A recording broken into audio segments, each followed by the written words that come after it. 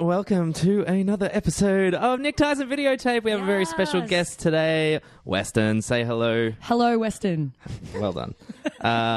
We are joined today, very, very grateful to be joined today by one of my oldest and dearest friends, West. How are you? I'm well. Thank you, Tyson. Thank you for having me on the podcast. Thank you for coming on. So excited. I'm really excited to have you. We've been talking about this for a while, so it's very good to finally get you in. Yes. Nick is still looking after his bubby for a couple of weeks. Maybe back next week, though. We will see. Yes. More important things than doing a fucking podcast. Was it a boy or a girl? 'Twas a boy. 'Twas a boy. 'Twas a boy. Cute. So, Muzzle tough. Yes, I'm very excited. Nick's going to tell us all about it when he returns. But yes, you can find us. This is Nick, Tys and Videotape. Tys West and Videotape for this week. Doesn't work with the wordplay. You can find us on Facebook, on Twitter, on YouTube, and very importantly on the iTunes Store, when you can rate and review us. If you like what you hear, that would be fantastic. And if you want to send us an email, that is nicktysonvideotape@gmail.com. We will answer anything you send our way because we love reading your random emails. Weston. Hi. Thanks again for joining us. That's fine. We've got a very special episode. This was suggested by yours truly. Yes. As in, No. You. It was me because, you said, Weston, you're coming onto the show. You need to talk about something. So I said, all right, what do I want to talk about? And you agreed. Once I planted the idea in your mind. Planted the seed. I planted the seed. So what are we going to talk about today? Well, we're talking about Leonardo DiCaprio. We're going to talk about the top 5 Leonardo DiCaprio films. Our top 5. Our top 5. Honourable mentions. Maybe an honourable mention here and there. Yeah. Now, this is because you're quite a fan of Leo. Mm-hmm. And I think we've discussed this prior to today. Yes. So this was not a shock. No. That this was your suggestion. So I've decided to call these segments We Rank Stuff. That is my very creative name. After last week's Top 10 of 1999, which went down a treat, we get We Rank Stuff Volume 2, which is our, Leonardo DiCaprio. So we're going to kind of be looking at, Nick's very bummed that he keeps missing all these fun ranking episodes. I wish he was here. He would have much to say. I'm sure. He gave us his blessing and he said he doesn't care enough about Leo to be too upset about missing this one. I'm shocked and appalled. Nick. Yes. So that's fine. That works for me. But yeah, so we're really excited to get stuck into that. But before we do any of that, Weston, as a bit of a tradition on Nick, Tys and Videotape, we will ask you how it is you came to love movies. Great question. We were always into movies as kids, me and my brothers and my mum and dad, and took us to the movies all the time, yada, yada. Very big on Spielberg and Monty Python, I guess. Yeah, cool. And, Mel Brooks. Very good. All I could remember from my childhood is River Phoenix running up the train in Indiana Jones. Yes.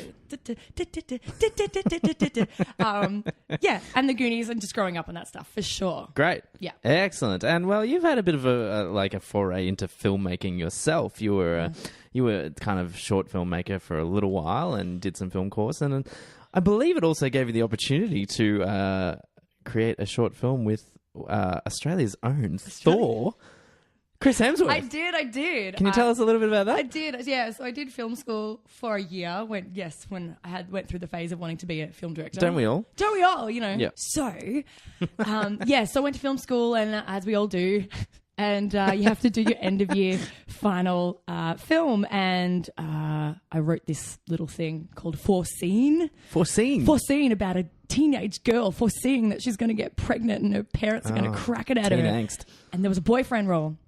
And teen angst. Australian teen angst. It's even harder, even grittier. And then, we cast it. And the first guy that walked through the door for the boyfriend role was Chris Hemsworth. There you go. Yeah. So Chris Hemsworth would have been how old at this point? Maybe 18. Yeah, right. So we're talking like he Home and Away? Pre-Home, just before he got on Home and Away. He got on Home and Away. He came in his labourer's, overalls and rocked up in his ute.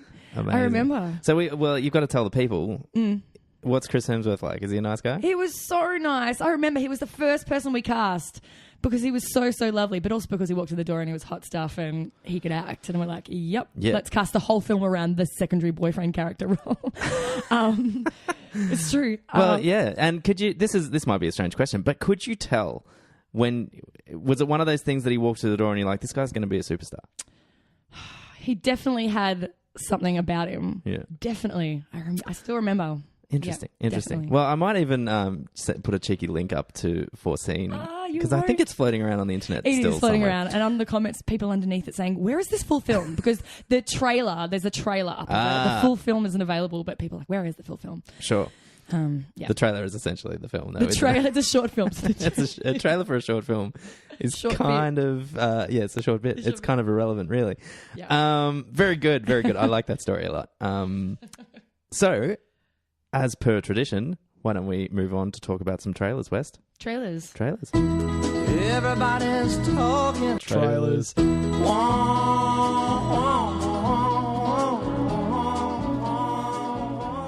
And that's where the song will go. That's where the song went. Yeah. Everybody's talking trailers. See, I know it. Yeah, you do know it. It's good. You're a fan. I like it. Yeah. I like it a lot. Weston, as the guest, you get to go first. Okay. Tell me about a trailer you've seen this week. I do want to quickly talk about Jumanji trailer, the new Jumanji. Oh, yes. I didn't watch it. Oh, have you what am I seen doing? it? No, I saw it come up and I was like, yeah, whatever. Ah, it looks good. I'm Yeah? excited because I love Jumanji. As I said, I love all the old family films. Sure. And Jack Black's playing a girl, or is a girl inside Jack Black's body. So, I mean, All right. you've won me there. That does sound in kind the of jungle hilarious. with The Rock and The Rock is great. The Rock pretty much lightens up any, and I don't mean lightens tone-wise. I mean you light up my lifestyle. The Rock you put Rock in a movie and it's just yes, I'm excited. Yeah. He's good value. He's always good value. But it looks, the Jumanji, it looks good. So what's going on? What have you learned from the trailer? Is it a sequel? Is it a remake? It's a sequel. It's a sequel. It's a direct sequel. It's a direct Sequel? Karen Gillan. I like her. She's from Guardians of the Galaxy. Yeah. She plays Nebula. Oh, I did. Yeah, she looks cool, and I did like it because the concept was they were playing a video game, and as in the first one, they were playing a board game. Of course. So we've moved up in the world of technology, and they get sucked into the vortex. Of it's the got a video Jonas game. brother. It's got a Jonas brother. Which one is this one? Do we know which one it is? Oh, check away. Nick Jonas. He's the shit singer one. Yeah, which is why he's moved into film. Bless his heart. Bless his heart. So, okay. I mean, are we excited? I'm excited. Jake Kasdan's a good director. Yeah. It looked like a fun Jumanji back into the jungle with Jack Black and the Rock romp. And are there connections to Robin Williams or any of the adventures that he had that we've seen? No, good point. I didn't get that at all from the trailer. I would imagine not. Okay. It's a new story, a new game. A completely new story. But so Is obviously that what it says? I'm just making that Are you making up taglines? Yeah. That's not how you get the jobs, I don't think. Let me see if it's here.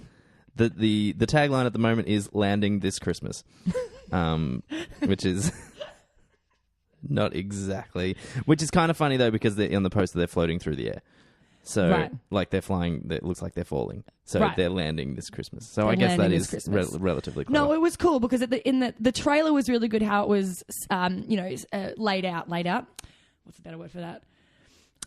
Structured. Thank you. The trailer was really good because of how it was structured. I think because they let us in with these teenagers who are coming and playing this video game, and there was the hot blonde chick and the nerdy redhead chick and the two guys, and they choose their characters on the video game, right? And the redhead chooses the girl character in the game, and the blonde has to choose the fat nerdy professor guy. She's like, I don't care anyway. Right. So and then they go into the game and Jack Black is the blonde girl. So I just want to see it for that. Because they're playing teenagers playing the video game. Yeah. Ah, that's interesting. Yeah, it was a really cool concept. And as soon as I saw that Jack Black was playing the blonde bimbo, does that make sense? Yeah, I get it. That'll be fun. Yeah. What about who's playing the Rock? Which kid? Oh, it's just main. Probably the Jonas brother, I'd imagine. But he looks like he's in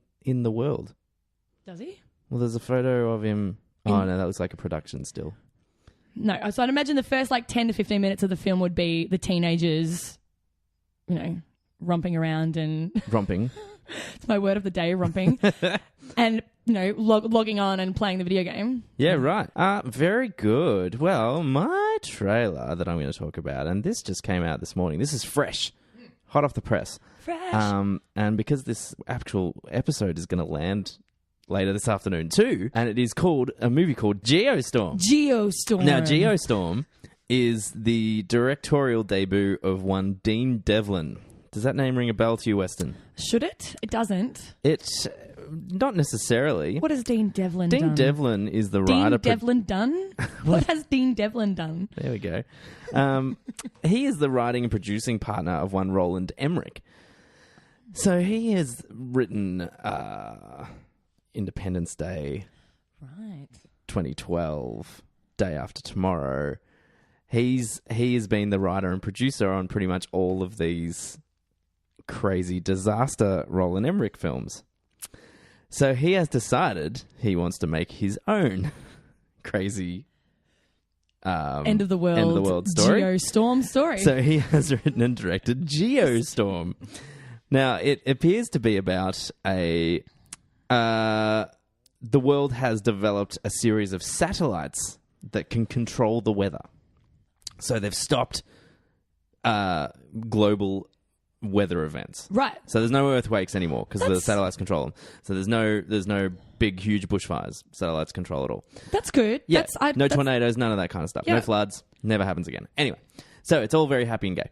But the satellites fail and the geostorm becomes a reality. Yes, ensues.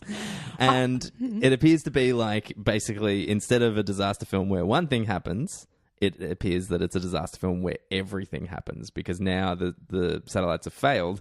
Every single natural disaster occurs at once.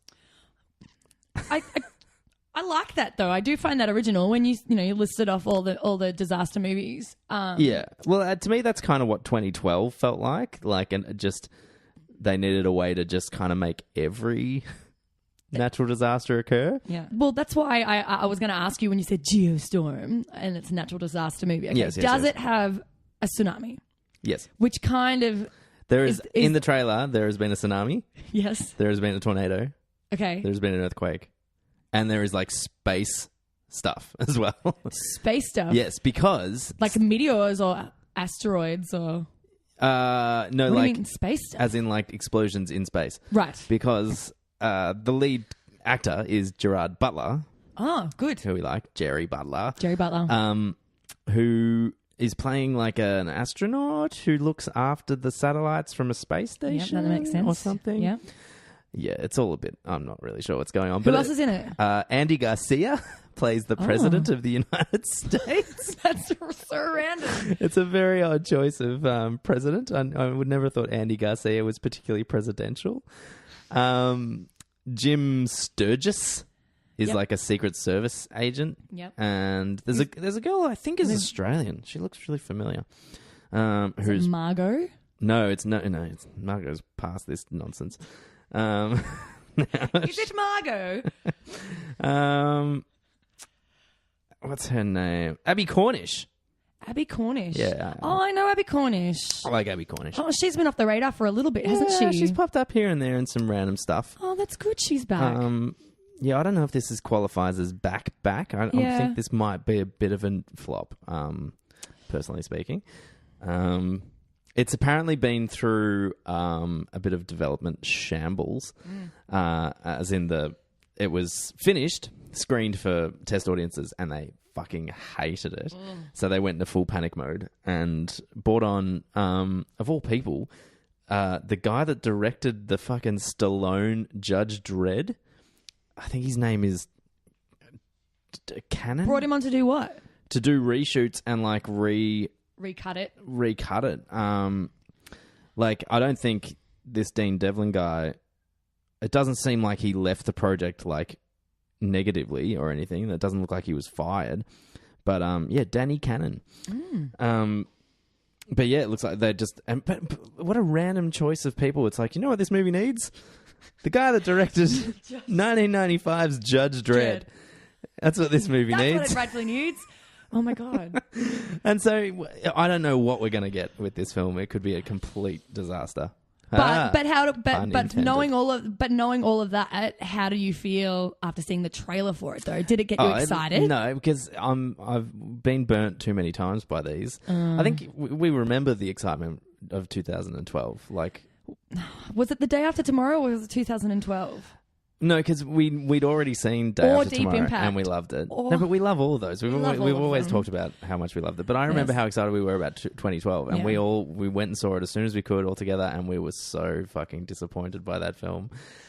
And I think I'm kind of burnt by that. I didn't think San Andreas was very good. I was just kind of like, yeah, whatever, this is fine. No, I think I'm done with like disaster films, unless they find some way to make it really, really interesting. Well, that's what I thought when you said they've got satellites orbiting space controlling the weather, and of course they break down and then disaster ensues. But there's always some kind of like interesting way to start the disaster. I feel like all these movies have an interesting kind of concept, an interesting setup, but they all just end up as the same fucking CGI fest. Yeah, and there's a girl, and there's the lead guy, and there's some kind of love interest, and someone's got a trapped in the thing, and someone's got to get them someone's before left their dog at collapses, home that they've got to go dog. back for. There's always a fucking dog. Of course, there's a dog. But who knows? I don't know. Is Helen Hunt involved? No, there's no Helen Hunt, which is very sad. Very sad. Well, call me when Helen Hunt's involved. I know. Twisted 2? Twisted 2, no Still Bill Paxton. twisting? No Bill Paxton. Oh, so sad. So sad. Sorry, just had to get that in there. Yeah, no. It was a moment. It was a moment. Maybe we can get Kerry Ewers. Oh, yeah. To be like, he can like, instead of being an asshole, he can be like, I'm back, baby. I don't know. I was trying to think of the line from The Princess Bride. As you wish. Yeah, all right. But that's the I'll be back, baby. Would you like me to stop this twister? As you wish. As you wish. Very good. Yeah, maybe. Or what? I don't think they could get Philip Seymour Hoffman anymore. No, he's also dead. Oh my God, all these people. Yeah. Twister's a cursed movie. Somebody get Helen Hunt and lock her away. Find her quick. Very good. They were the trailers. Talkin Trailers. We were talking trailers. Shall we move on? Let's move on. Let's move on. What did you watch this week? Weston? I watched a few things. I'll just list them off, but you tell me which one you want to talk about. Sure. I watched, I went to see Wonder Woman. I watched Hidden Figures. Oh, yeah.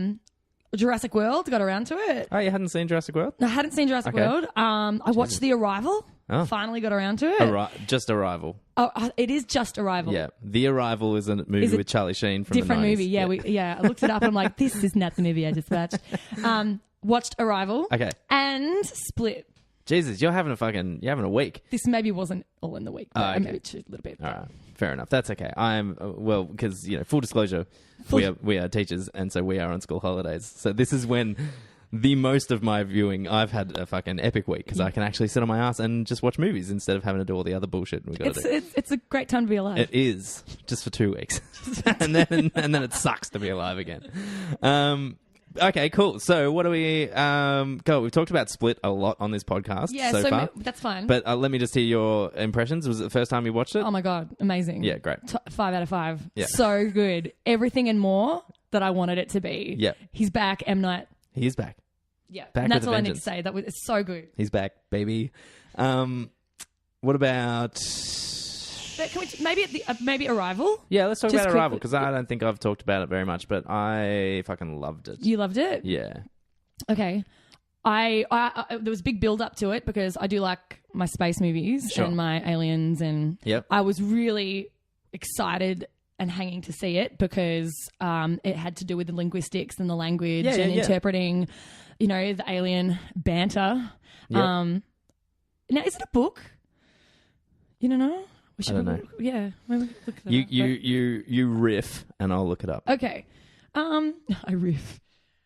No, I thoroughly enjoyed it. I thought Amy Adams was amazing. Best thing I've seen her in. It was possibly my favourite thing that she's done as well, considering I'm not a huge fan. I'm totally in your camp. Not a huge fan. I don't actively dislike her in any way. I just haven't quite seen what people see in her yet. Yeah. Like she went for something like American Hustle. I feel like she's just kind of playing dress-ups. Like, oh, that's such a good way of putting it. I agree. But to see her in something like this, I was totally bored of her the whole way. Is it because she didn't have any makeup on and she was just a la natural? That's an awful thing to say that whenever she puts up makeup, I feel like she's faking something. It's just like when she... I think she does her best work when she plays really naturalistic, and she hasn't had a lot of opportunities to do that yet. She's always been kind of trying to do quite broad characters, and I don't know if that works best for her. I think that's it. Like, that might be a generalization too. She might have had the opportunity. I'm just trying to put my finger on it. I don't believe her. And that's part of it too. Yeah, absolutely. I'd say that's pretty... I don't think she's found her niche yet. And I really like her in The Muppets, and that's total bonkers. So, anyway, but she was very good in this. She was great in this, I thought. It is based on a story called "Story of Your Life." Now, that doesn't say based on the book. No. I think it was a series of short stories, or it is a short story. Maybe by a Frenchman. I could be making that up, but no, I heard it was based on like a little short story, which I thought was interesting. But based on the 1998 short story by Ted Chiang. Oh, not French. Okay, so yes, but you loved it. I loved it until, and I feel really bad for saying this, but until the end when it got a bit M. Night Shyamalan. Okay, sure. It lost me a little. It just went a little. It went. I don't know. What am I trying to say? I think I can see that happening very easily, and I think as it was unfolding, I think for a second I wasn't with it, but then I was. Like, I think it kind of won me over. I think my initial reaction to it was like, oh, I don't know if I like this, but it somehow got me. The bit that I didn't like, and there's spoilers, I guess. Spoiler alert. It's impossible to talk about this without spoiling it. Spoilers for Arrival. I'll give a time code in the little thing. If you don't want to hear us spoil Arrival, skip through. I didn't like the part where she's talking to the alien. Like, she had the full conversation with the alien in the smoke room. In the smoke room, yeah. I was kind of like, this isn't working for me. But I really enjoyed her as she learned the language, her ability to essentially see time as a circular motion. I found that really great. Yeah, and I guess that's where I lost. It's not that I lost interest. It was all a bit too convenient for me. The fact that now she's learnt the language and now she can just time travel. Yeah, but whereas before it was very realistic and the design was beautiful, especially of the shell, I think they called it. It was a very cool alien design. Yeah, I love the design of the aliens. I love how when they enter it, how like gravity just changes. And I didn't see that coming at all. I'm like, that's cool. And so you're watching like, just because we're so trained by our eyes to see things certain ways. Yeah. As they're walking, and then just the camera just kind of shifts, and all of a sudden you realize that they're on a different plane of gravity and stuff. I just thought it was so really effective. Yeah, and a sort of really an original point of view concept from that perspective of the shots there as well. And then going into that, I don't know what you want to call it, the communication room in the shell of just the white widescreen glass barrier between them and the aliens. Yeah. I just. You got your own sense of being in that space for sure. in the movie. Like, I love that. And the design of all the, what do you call it? The symbols, the language symbols that they'd write. Yeah. I thought it was awesome. Like, so cool. It had me all the way. I'm like, this is great. So then when it got a bit, she can time travel now. Yeah. Well, because it's not even. I'm like, I wanted I wanted something more than that. I wanted something more tangible, I think. I get you. The only bit that I think maybe didn't 100% work in it, and I don't even know if I agree, but the one bit I would pick out as being the loosest of the bundle is having to do the bit with the conversation with the Japanese or the diplomat. Yes. So the way that she stops the missile strike by basically time traveling, him telling her about his wife, and then he's like, "Oh yeah, you've got to tell me this on the phone," and then she's doing it at the same time, and that all is well. Like on paper, I think that concept is excellent, but it takes it to that kind of, it takes it to a really extreme level, which I think maybe is where it starts to crumble a little bit. I like the concept of it. Because I really like everything that happens with her daughter. The way that the story that is told. Yeah. Which and then what's the husband's name or the scientist? Jeremy Renner. Yeah, Jeremy Renner. That's his actual character's name. Is it? No, it's not. That's the actor, Jeremy Renner. I'll kill you. Don't make me look like a fool. That's it, Jeremy Renner. I thought he was good. I fell in love with him. He can be into my movies anytime. Yeah, he's awesome. He's so awesome, and he was very good in this. And I didn't see it coming. I didn't see it that he was, spoiler alert, yes, going to be the husband, the father, daddy. the baby daddy. Yeah. And I thought that was beautiful. I loved that part of the story. Yeah. But yeah, the fantastical time travel. Now I learned the language. Now I can see time as a circular, ongoing thing forever that will help me will help me fix my problems in the now.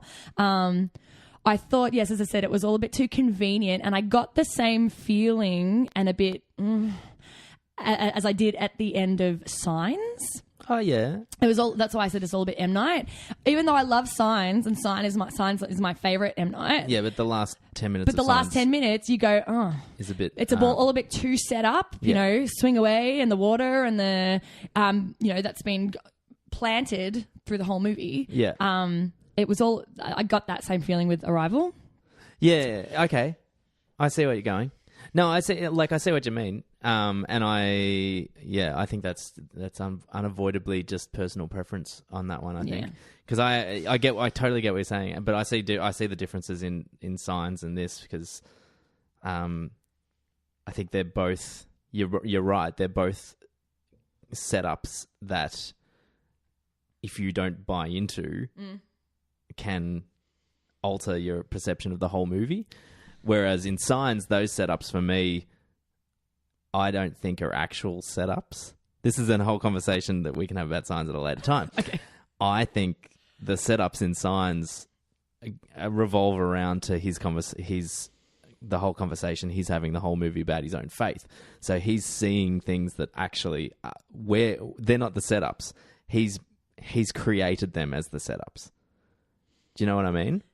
For the audience or for himself? For himself. For himself. Because he needs to believe again. So he has found faith again by seeing. It just so happens that there were glasses of water everywhere because that's just what kids do.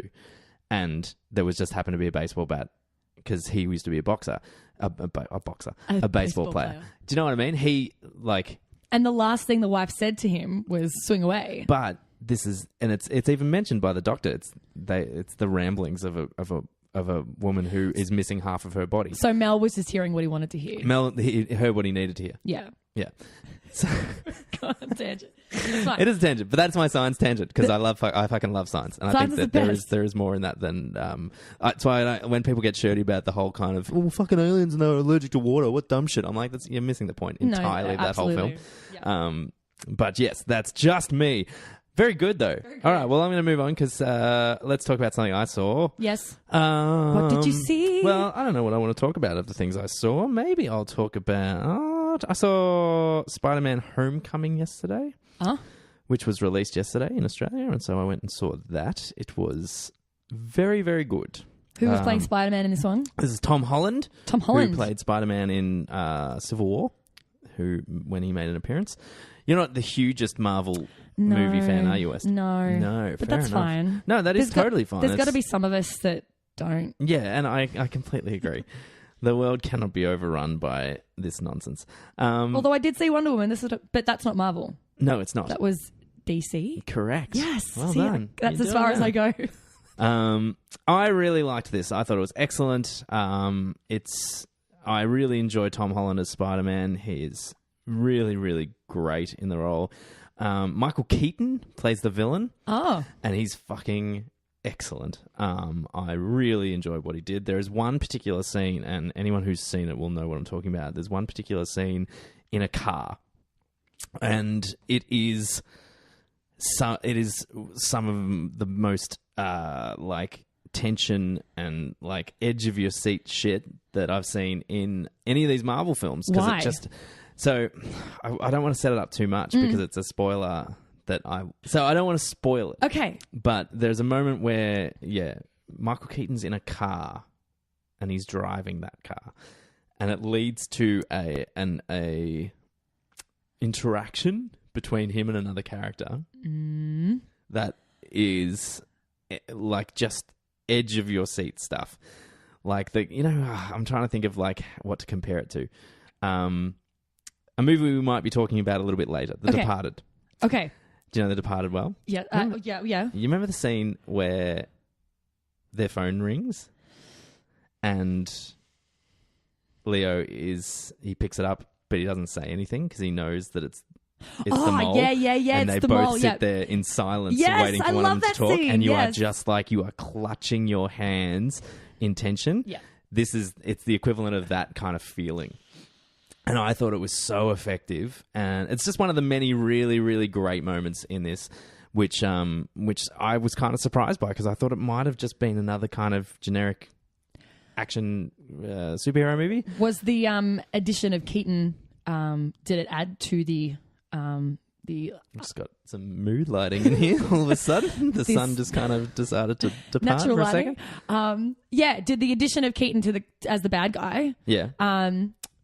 Is that why it was so good? Like, because I love Michael Keaton. I think it's a big part of why the movie works. Yeah. Him and Tom Holland. Tom Holland plays Spider-Man very differently to both Tobey Maguire and Andrew Garfield. Who Tobey Maguire I think was just too goofy and a big old dork, and I didn't. He is a bit of a dork, isn't he? I like those movies. I like the first two of those movies. I think the third one's awful, but I liked the first two of those movies. I've never liked Tobey Maguire though. And I thought Andrew Garfield was the opposite. I thought Andrew Garfield was way too cool and like edgy, and like he was like a skateboarder, and like he was just too cool for it. But although, having said that, I think he was fine in those films as well, even though those films were not that great. Tom Holland looks quite young. He is quite young. I think he's about 17 or 18, maybe. What has he got? Have you got his birth year there? Standing by. But he plays it like an actual teenager, which I think are both things that Tobey Maguire and Andrew Garfield struggled with. 1996. So he's 21. Because he gets to actually play him like a 15-year-old because he's got such a youthful face and this really youthful energy that was missing from both the other versions that I think works really well. I laughed a lot.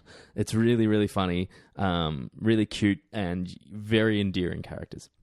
Especially his little clan of high school friends. They're really, really funny.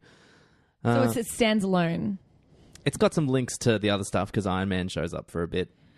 Right. And the story kind of revolves around Tony Stark related stuff. So but they can't exist alone anymore. That's just kind of the way they work. The Guardians of the Galaxy movies do kind of exist on their own. Yeah. But everything else, there are links to other things, but the ones all set on Earth, because it's hard to make a movie and not acknowledge the existence of these other things. Because it's all the same world and all these characters live in the same world. Exactly. Right. Yeah. So it'd be really weird if this whole movie went by about a superhero and no one kind of went, hey, where's the other guys though? Like, because they would all know each other and they would all interact with each other. But it never used to be like that. You know, if you take the original Batmans and the original because Superman, they never wanted to do it that way. They never tried to do it as like,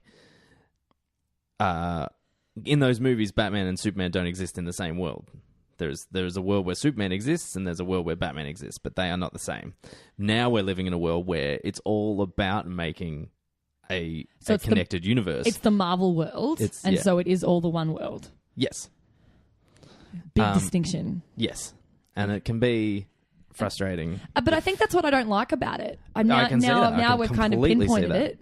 I don't like the melting, mixing pot of Marvel, all the characters coming in, all the same world. I liked it when it was standalone, dark, Michael Keaton, original Christopher, who was played Superman? Christopher Reeves. Amazing. Yeah. The classic, just standalone.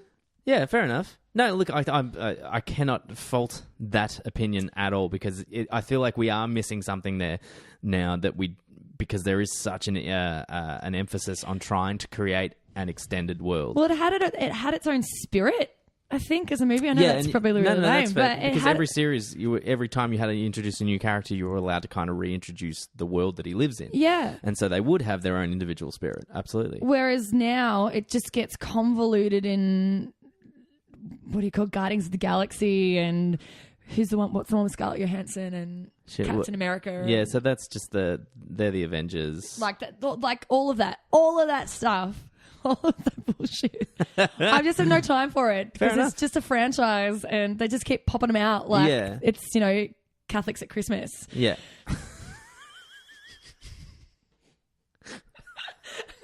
And I'm just like Logan, and and it's with X-Men as well. Although I did like the first X-Men, but then I'd seen the first one. I knew what it was about, established, and then I'm not interested in seeing anything else. That's really interesting. I think maybe knowing your like the way you kind of digest stuff. I think once you started. I think you'd get pretty obsessed pretty quickly. Oh. Yeah. Challenge accepted. Especially like... But because there's Because I know for a fact you would love Logan, just knowing your what you think about stuff. I'm in the Hugh camp. But you would love it so much more if you'd watched all the other X-Men's leading up to it. Yeah. You would love it regardless, but you would love it even more. I did watch the trailer for Logan and it did look good as a standalone movie. It looks... The production and it's very standalone. Like you can watch it by itself, but it has a bigger impact if you've kind of lived with that character for a long time. Yeah. So there you go. I've seen a shit ton of other stuff, but I'm gonna wait to talk about some of that with Nick's return. But I just wanted to get some Spider-Man info out there. Go see it. It's not like you need my fucking opinion to go see it. Anyone's gonna go see it anyway because it's a Marvel thing. It's gonna make all the money in the world. Tyson said I had to see it. Tyson said so, so it must be good. Hey, we're gonna move on to our feature presentation. Yeah.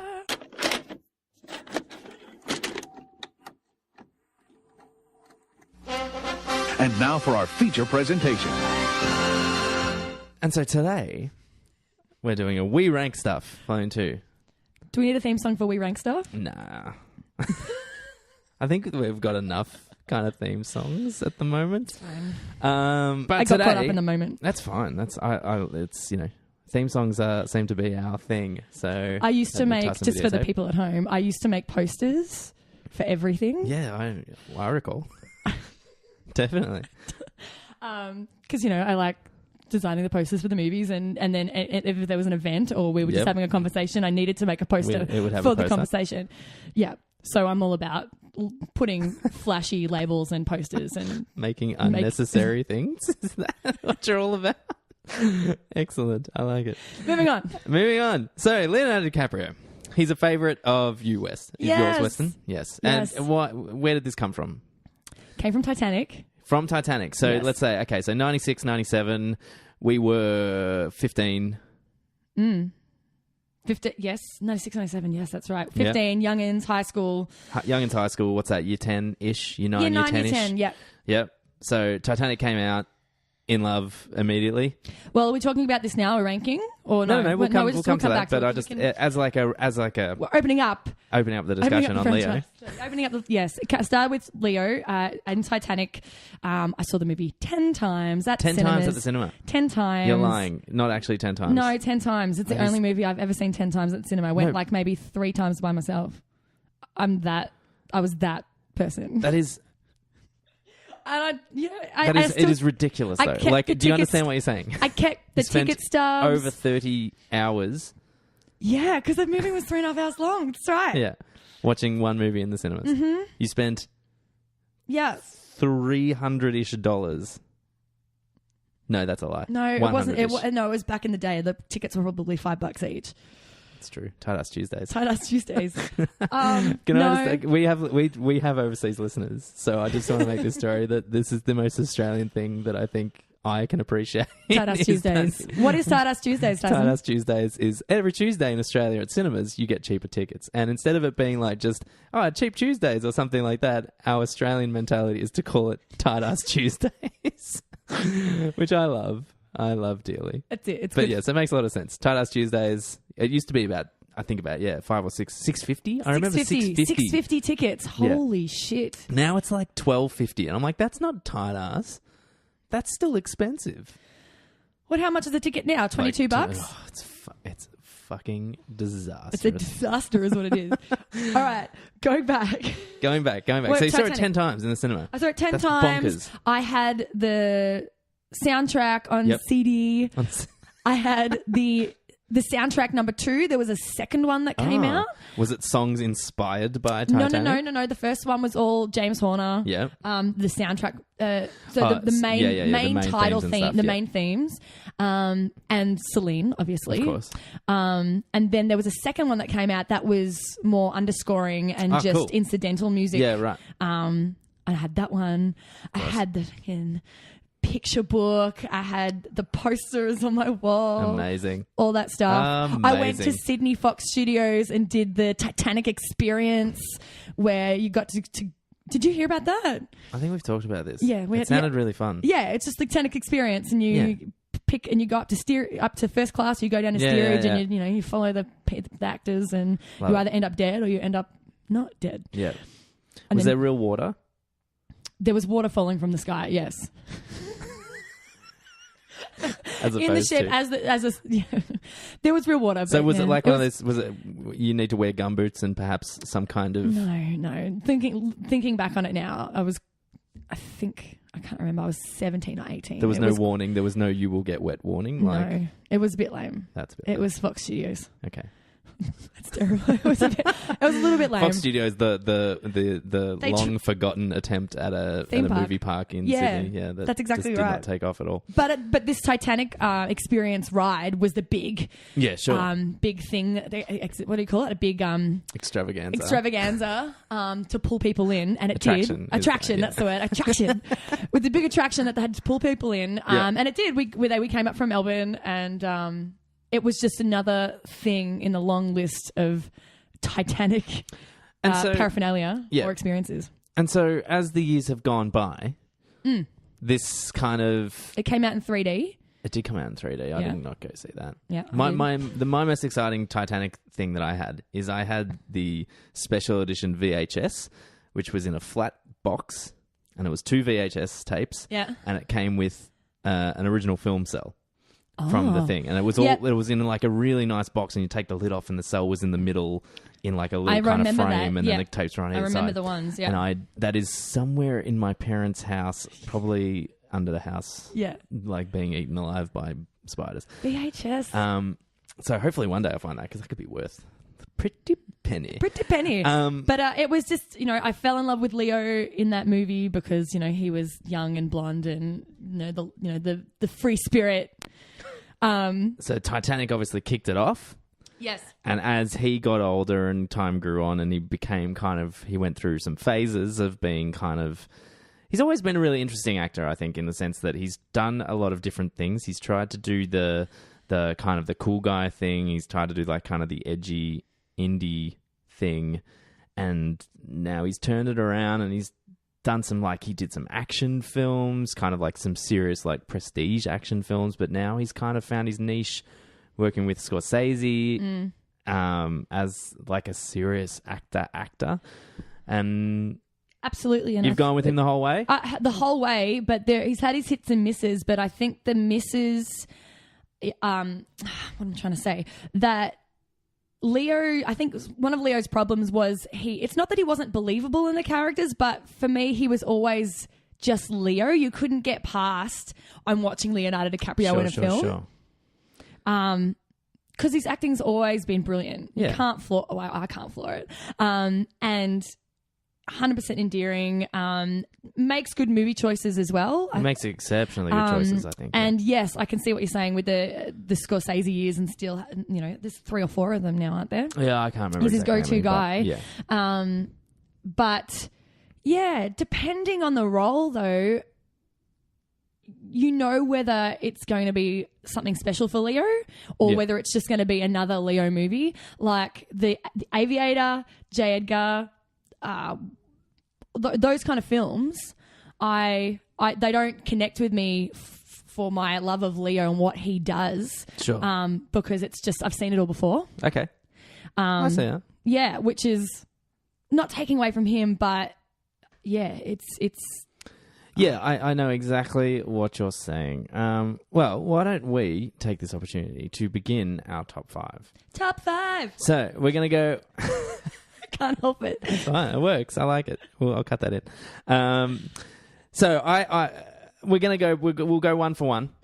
Yeah. If by chance one of us mentions something that the other one of us has slightly higher on the list, we will put a hold on that until it reaches the person who has it the highest. And we'll see how we go. I've got an honourable mention. Do you have an honourable mention before we get to our top 5? So many honourable mentions. Okay, I will ask you to choose 2 honourable mentions. We can come around to discussing some other movies later, but this is the challenge of a top 5, Weston. Yes. You need to you need to kill some babies. That's not the right word. What is it? Kill your darlings. Yeah. Okay, I'm with you.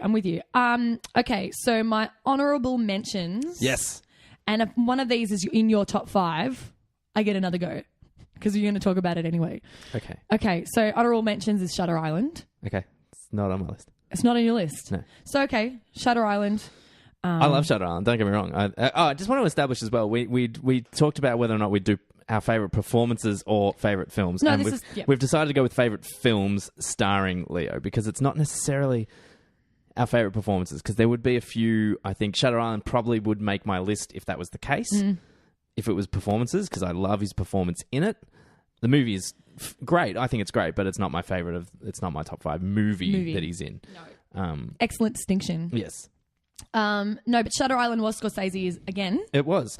It's a weird Scorsese. It feels like kind of one of his middle kind of. I had some time off between my big movies, kind of. But I like that Scorsese when he does like a genre exercise. When he goes, you know what? I want to make a really good psychological thriller. Well, I felt it was Scorsese trying to do Nolan. Oh. Maybe no, because it's too like it's kind of bonkers. It's like it feels like almost like a Hammer horror movie. Like it's got all the it's the lightning striking and in the creepy old tower, and there's the nefarious fucking asylum owner and stuff. Absolutely, but just about trying to piece together what is actually going on, and which Nolan does so well, and putting your own spin on, is this actually happening, or what is reality and what isn't reality? Oh, yeah, sure. There's that in Shutter Island. Yeah. No, but and for that, and I love that shit, that psychological thriller, figure it out for yourself, what is actually going on here. Yeah. Exactly. Starring Leo, and Leo does those movies excellently. Yes. Because there are a few of them. Yes. Yes. No, I really enjoyed it. I this think one gets an honourable mention. Yeah, it was really good. And this one also has the dead wife. That is a common Leo Which is thing. why Interesting. Yeah. Is it played by Michelle Bridges? No. Sure. Is it Michelle Bridges? Michelle Williams. Michelle Williams. Bridges. Yeah. Where the hell did I get Bridges I don't from? know who Michelle Bridges is. Michelle Williams is the wife in Shutter Island. That is correct. And just quickly skimming over it for this show, she's very good in it, and there's some intense scenes with her and him in that movie. Yeah, there really are. That's one of those movies that takes a turn. It takes a turn when you kind of watching, and you're like, "Ooh, it's dark. It's a bit of a twisted thriller." Yeah, and then it gets and you're like, "Fuck me, that's messed up." Yeah, love that shit. Very effective movie, though. I kind of went in. I thought it was going to be a bit scarier, and so I was always a little bit apprehensive about watching it because I was a bit kind of like, "Oh, it might be a bit scary." Oh, but it turns out, it has like little jump scares in it, but it's more just like it's just a twisty, turny thriller. And I really dig it. I like Mark Ruffalo in that movie a lot. Yeah, he's good too. Yeah, I think he's excellent in that film. Yep. Very good. Very good. And one more honourable mention. You do not want to have your honourable mentions first? No, you do both yours. Okay. I've got so many here. Just pick one. One more. Come on, you can do it. All right. Okay, I've got one. But third honourable mention goes to Django Unchained because I loved his performance in that and I have to mention it. You can mention that because I don't have it on my list. So. Oh, so good. But that's not what I want to talk about. I have to talk about The Man in the Iron Mask. Yes, good call. Cool. Yeah. Because, again, growing up with like family movies of that time, I think it was 96, 95 or 96, I want to say. It was one of those movies that we all watched together. We all would have gone to the cinema and seen it. And there's not one, but two Leonardo DiCaprios in this film. Actually, I'm confused now. Man in the Iron Mask. Man in the Iron Mask. As all-star cast, it's... All-star? All-star cast, it's got... 98, so it was post-Titanic. I thought it was pre-Titanic. Yeah. He's quite young in it and skinny and... Yeah, he's young and skinny. But he's still got his efferting face. Well, see, this was at a time when I think maybe we didn't really know what we were getting. Like with Leo, he was still just kind of like the pretty boy that we weren't sure was going to be what he like. But in this movie, he plays the king and the brother as well, the twins. The evil king and the nice king. I loved it because I got... So maybe that's where it started. I don't know. I'm like, who is this kid? Because he played the really bratty, snobby, kill 'em all king. Yes. And then the endearing, sweet brother as well. Yeah. And he got... I sat up in my chair, I remember watching it because he got put to lead this cast of amazing older actors. Oh, it's killer. Jeremy Irons and Malkovich, Gerard Depardieu, Gabriel Byrne. Yeah, Gabriel Byrne. Yeah. And they play the Musketeers. They do. Which I love that story in whatever format of whatever movie because it's been done many times. Yeah, heaps and heaps of times. I actually like... I've tried to watch a few. Like, I like the story, but I think I like this movie more than some like Three Musketeers movies because I think the story of D'Artagnan becoming one of the Musketeers is less interesting to me than them all as old grizzled. Yeah, like they've been around the block a few times. Yeah. I like that part of it a lot more. But it just had that. I remember it just. Perfect production design with at the same time I think it felt like Robin Hood Prince of Thieves, which is another one of my favorite movies, but similar direction and a lot of movies kind of felt that way around that period of time. They did, didn't they? Robin Hood's a bit earlier 90s, but those 90s adventure films had a really similar feel, and I love watching those films. It'll be like a nostalgic medieval thing. Adventure. I think it's really particularly that niche. Yeah, and look, it's just it was a real peak time, and I think around that kind of Braveheart hitting the peak of that because I love Braveheart and I love watching that. But any of those kind of that. I know that there's obviously probably centuries between these. No, periods, but it's the same thing. They just have a similar feel about them, and I really love it. I love Robin Hood and Prince of Thieves. Me too. I love it. Yeah.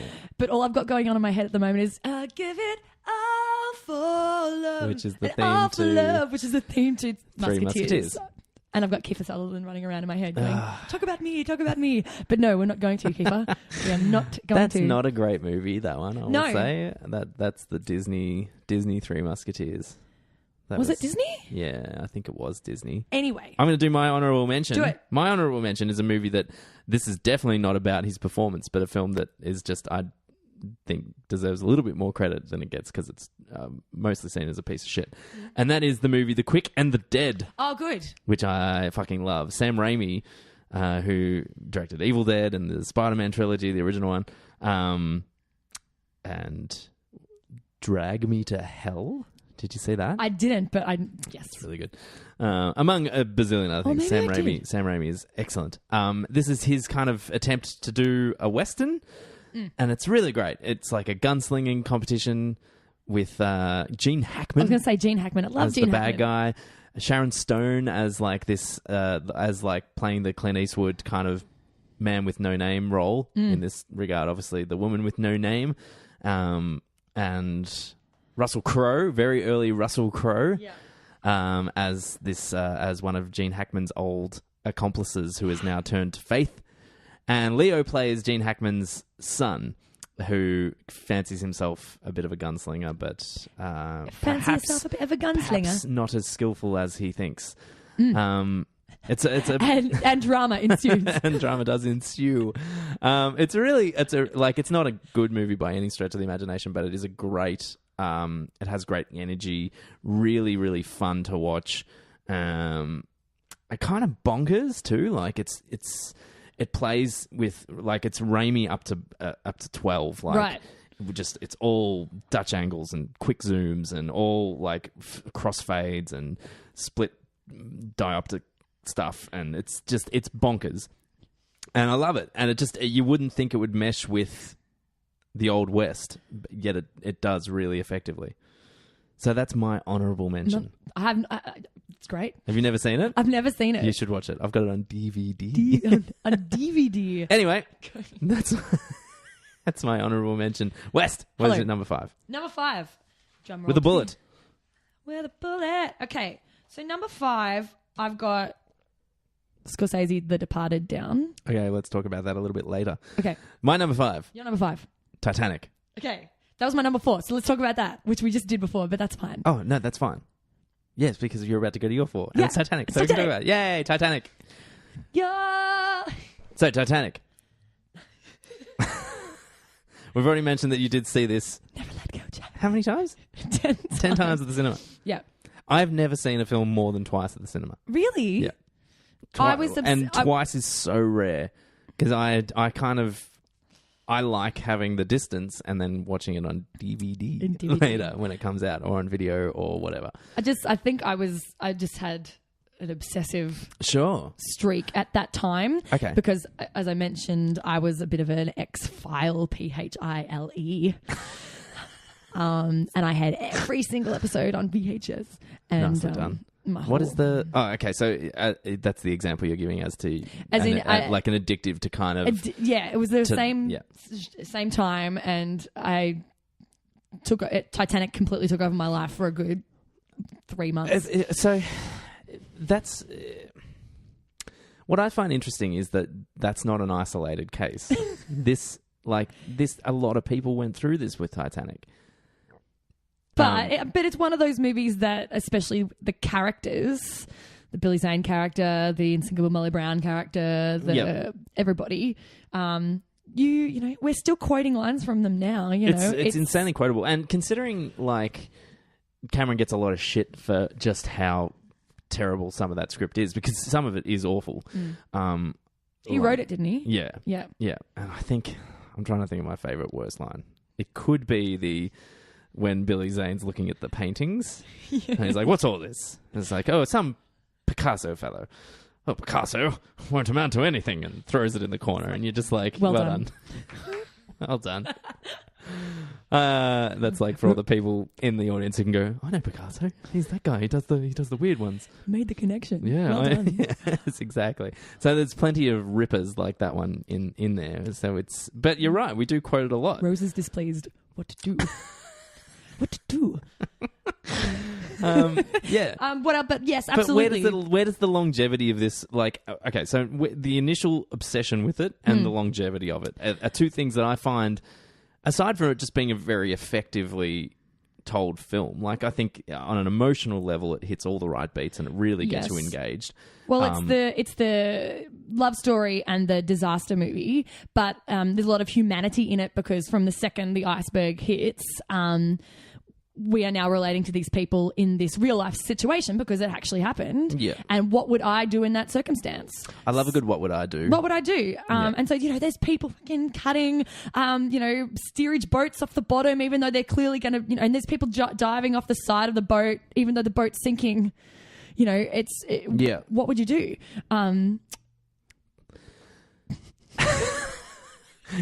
Was that a question? Do you want me to answer that? What would you do, Tyson? I don't know, actually.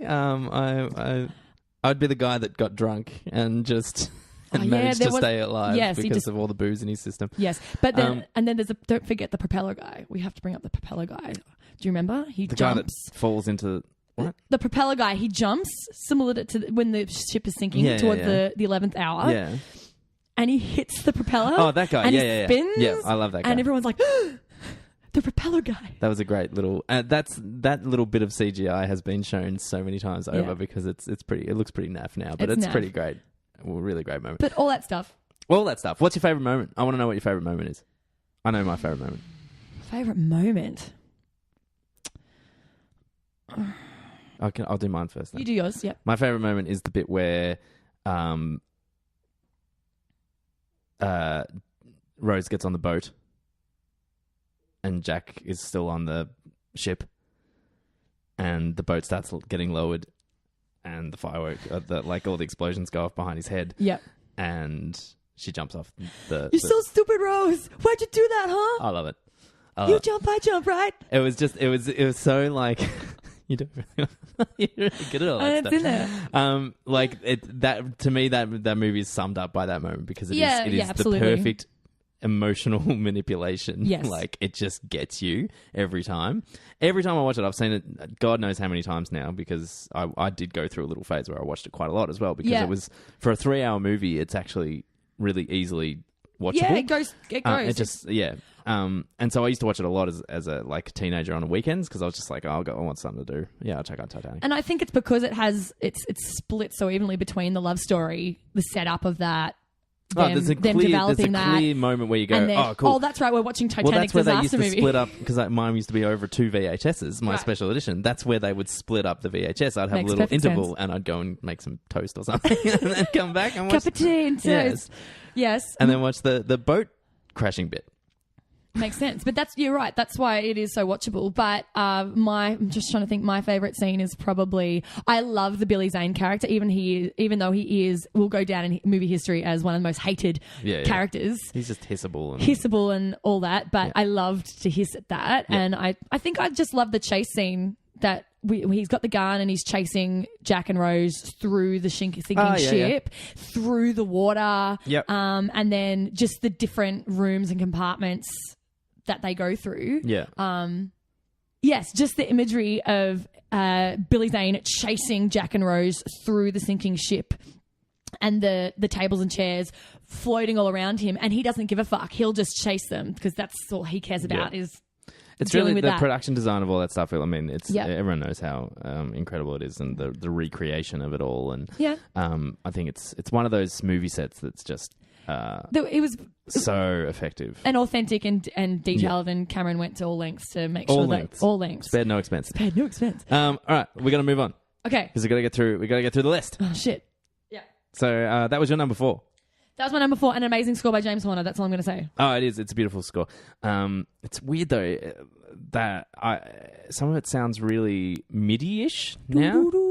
Yeah, it's really synthy, but cheap synth. Because I think it was early days of sampled synth kind of orchestral stuff. Yeah. So I like the writing a lot more than I like the production of that score. Moving on, though. My number 4. Number 4 is The Revenant. Okay. We can't talk about that yet. We're coming back to it. Yeah. What's your number 3?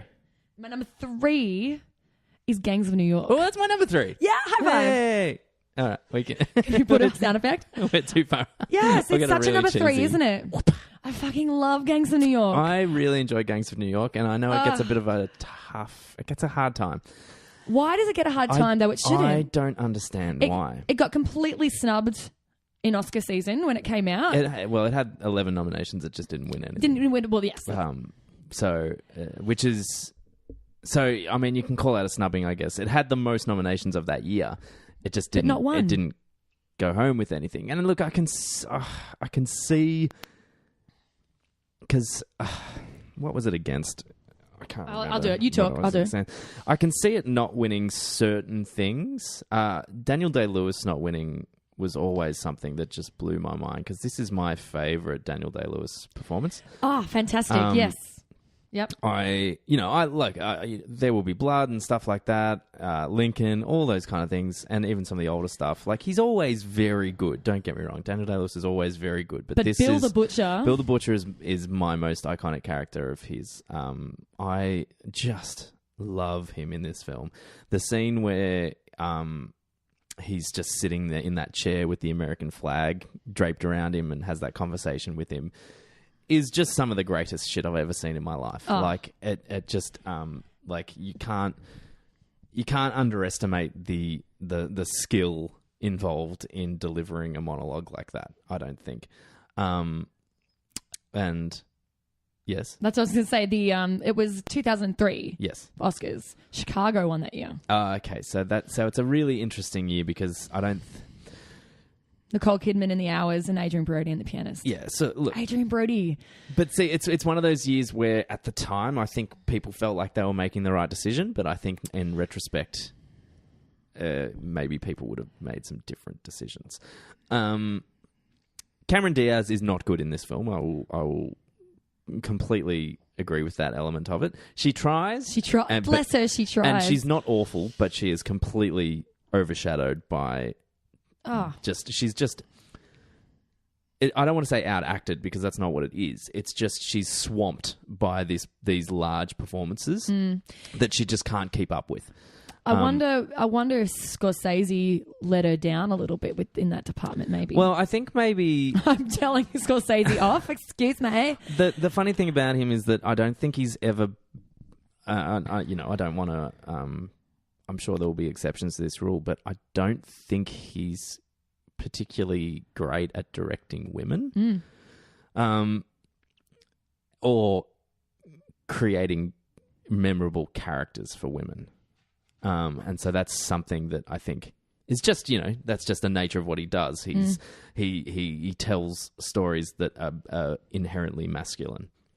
And I think that's, and he's attempted at times, there's stuff like The Age of Innocence and it's not like he doesn't want to attempt these certain things, but I think the things that he does best is, Is Leo in the lead?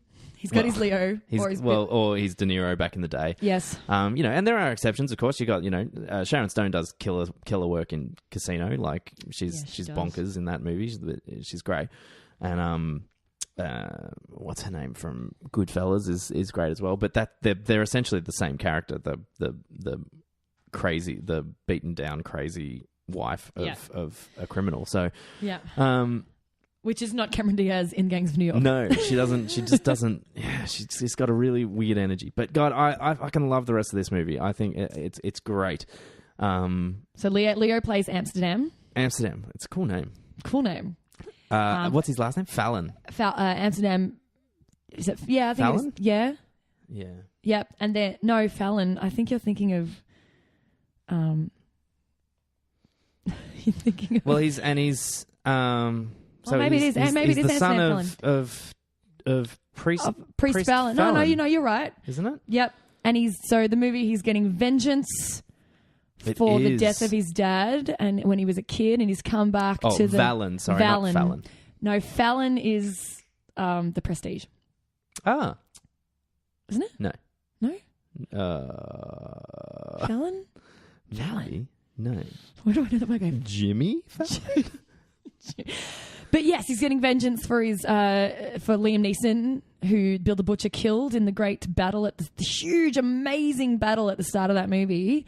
The fight scenes are bonkers. Like, they're so good. So good. I've just like the production design, the streets. So there's I love the way this movie looks because it doesn't look real. No, It looks like it has like this theatrical kind of I was going to say that, yeah. It feels like it should be on stage. Yeah, and it's almost like that the 5 points is like one giant stage.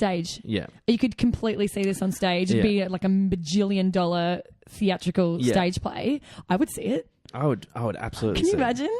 Like, I would see that. I would this see as that like shit. an immersive theater experience where you'd go through the 5 points and follow a story along would be really interesting. And I think that also with Daniel Day-Lewis's performance in this as well, it was so off the page, extroverted.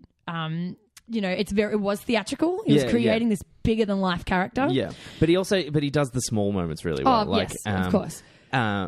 Which separates it kind of from, I think, in someone's lesser hands. The just the quiet kind of intensity just wouldn't have been there.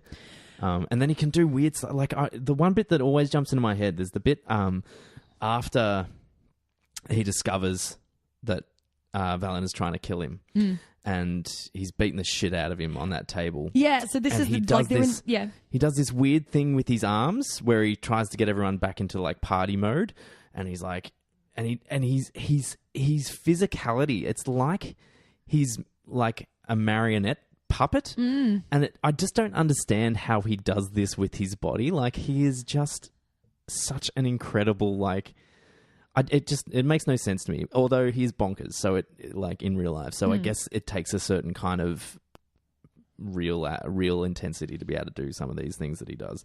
In that scene, he crawls up. He crawls up on the table after Leo. He's bashed Leo's face in. Oh no, wait, and then he smashes his head in, and he has, we're gonna cut out his heart. Yeah. All that stuff. It's so intense. So intense. And then he burns his cheek with a knife. Yep. Yeah. But also with that movie, what else I really loved about it and that it sticks with me is the historical element of it. And I was really interested to know about the 5 points because they actually existed. Yeah, well, and in that time, I think it was like 1860. The 5 boroughs now are still still part of it. There's that scene where I think the Irish immigrants are coming in on the ship, and then they just filter through. Okay, well, you're going to join the army now, and they get back on the ship. Yeah, that all happened, in some degree or another. But I remember when I was in New York recently, I went down because I wanted to try and go and find the 5 points. Oh, cool. Because of that movie. Yeah, right. Loved it. And it's bonkers to think that like, you watch something like, to bring it up again, you watch something like Braveheart, and you watch the big battles in Braveheart, and they feel like they're so far away time-wise. They feel like that you're talking about it like, we're talking like generations ago. Yes. Whereas this is relatively recent. Yeah. And it blows your mind to think that these people just grabbed machetes and fucking whatever they could and stood on either side of a big field and just went, let's just beat the fuck out of each other. Braveheart style walls of gangs coming at each other. But yes, it was semi-recently. Which always seems kind of like, I separate that from like war, because war feels more of a modern... a modern development of that idea. Like, they're not. It's essentially the same idea. It's essentially two people on either side of a field, but they're not running at each other with sharp objects trying to just beat each other. It's warfare is much more planned, and we've got tanks, we've got guns, we draw maps. This is literally gangs. This is just gangs standing on either side, and who is going to be the toughest to come out at the end. And like, that blows my mind that happened so recently. Yep, sure. It's a good movie, man. But Leo, we've got to quickly mention Leo in the movie, Amsterdam. He stood, I think what I appreciate about it, his performance in this movie, is he stood alone didn't stand alone, but he met Daniel Day-Lewis. He was up for the challenge of playing opposite him. Yeah, I agree. And he nailed it. Like, Daniel Day-Lewis, of course, still came out on top because it's fucking Daniel Day-Lewis playing Bill the Butcher. Whereas, again, Leo's character in Gangs of New York was probably just another Leo for me. It wasn't a standout, holy mother of God, Leonardo DiCaprio in that movie. But it was the first time I kind of took him really seriously. But it was maybe because he was up against Daniel Day-Lewis, and didn't embarrass himself. It didn't embarrass himself. Basically, if you walk away from acting opposite Daniel Day-Lewis and don't make a fool of yourself, you've done pretty well. You've moved up a notch. Yeah, exactly. Exactly. And I mean, this is his first Scorsese collaboration as well. Oh, was it? Yeah. And so you've got to... you got to imagine the pressure that was on him at this point as well, because anytime Scorsese releases a movie, it's a big fucking deal. Yeah. And we knew just how strong that relationship between Scorsese and De Niro was. So to then say, oh, he's cast Leonardo DiCaprio, and it's like, well, like what, that fucking kid from Romeo and Juliet? Are you kidding me? Like, yep. So the huge amounts of pressure on him to deliver, and I think he does really well. Totally. I also shout out to Brendan Gleeson in that film, who I love, who's the barber that He's good. runs for mayor. Yes. Or whatever, who is that breaks my heart every time. Yes. When they have their brawl with him and Butcher have the brawl on the street. Yes, and who's the best friend who was in E.T.? Oh, it's yeah, and he fucking rats on him. He rats on him. What's his name? Yeah, no, stand by. Henry Thomas. Henry Thomas, good, yeah. Nice appearance by Henry Thomas. And not Jim Broadbent. Jim Broadbent's the mayor or whatever who yeah. Like playing Jim Broadbent. Just basically doing a Jim Broadbent thing. 100%. Yeah. Very good. Very good. Number 3, that is number 3. Hey, West, before we move on to our top 2, let's play some games. Yes! I love games. All right, so should we do my game first or your game first? Let's do your game first. Okay, my game is a guessing game. I'm going to give you, this is like a who am I of Leo co-stars. Who am I? We may have mentioned some of these so far. Now, there are 4 clues. Okay. You can guess at any point. You will get them right by the last clue. Okay. So I want you to try and be able to get it before So am I getting the co-star? You're getting the co-star. Okay. Because the last clue is usually what the name of the film that they co-starred in. Okay. Which by then we should be okay. Okay. So I would like you to be able to get these by about clue 2. Clue 3, maybe. No, you'll be good. Actually, the first one you won't ever get on any of them because I've just done their birth dates. Person number 1. Okay. Born September 9, 1980. Okay. You want to have a guess? Kate Winslet? No. Next clue. One of my first credits was portraying the young version of the alien Syl in the 1995 film Species.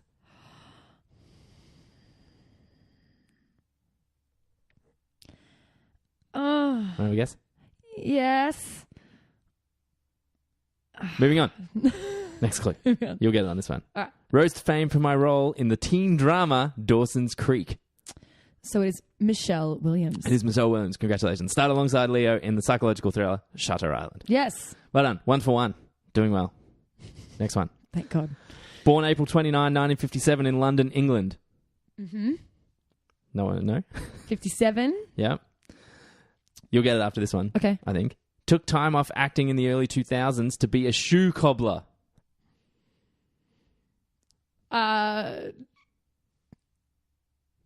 No. When you hear who it is, you'll be like, yes, of course he did. Was recently awarded his 3rd Oscar for Best Actor in 2013.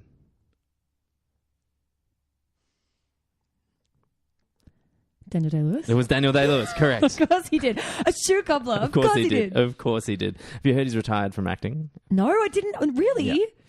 But this is what I mean. He retires all the time. He retired to be a shoe cobbler for a couple of years, and then Scorsese talked him into doing Gangs of New York. So he's the John Farnham. He's the John Farnham of for those prestigious actors. Those elsewhere, John Farnham is our classic Australian pop rock singer who keeps retiring. He's our Rod Stewart. He's our Rod Stewart. He's very good. He's very good, but he said he's had his last time concert running since 1997. Yeah, he's just coming back. He just keeps coming back. All right, here we go. Okay. Next clue. Next person. Mm. Born April 12th, 1979 in New York City.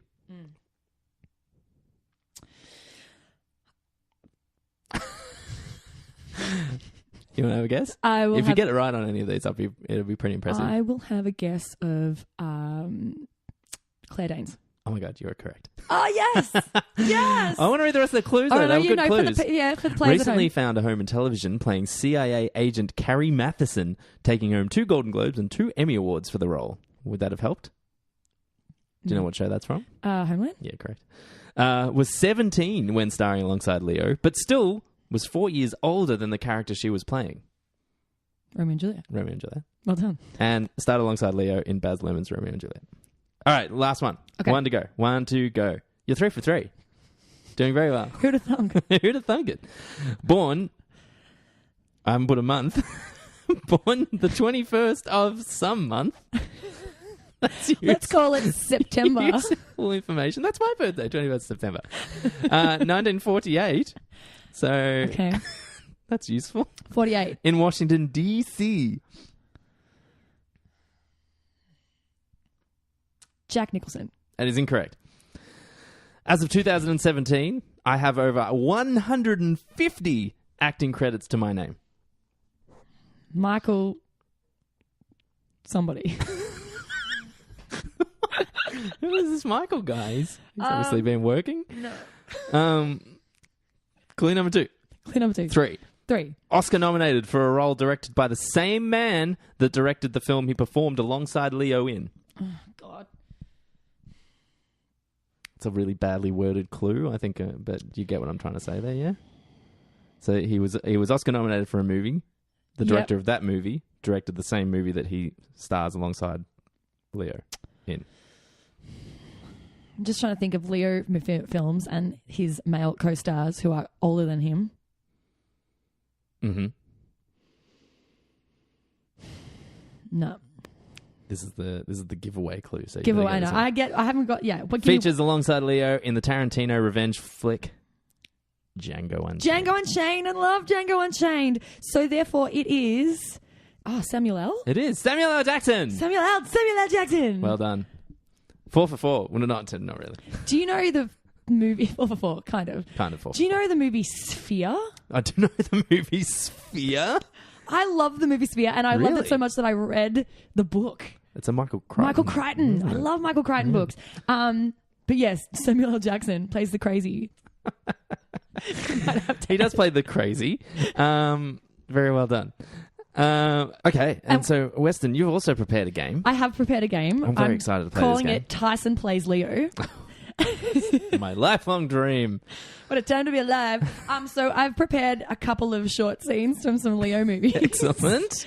And Tyson, you're going to play the Leo character. I'm going to play the Leo character. And I'll play the alternate character. Yes. And you have to guess what movie it's from, as do your listeners.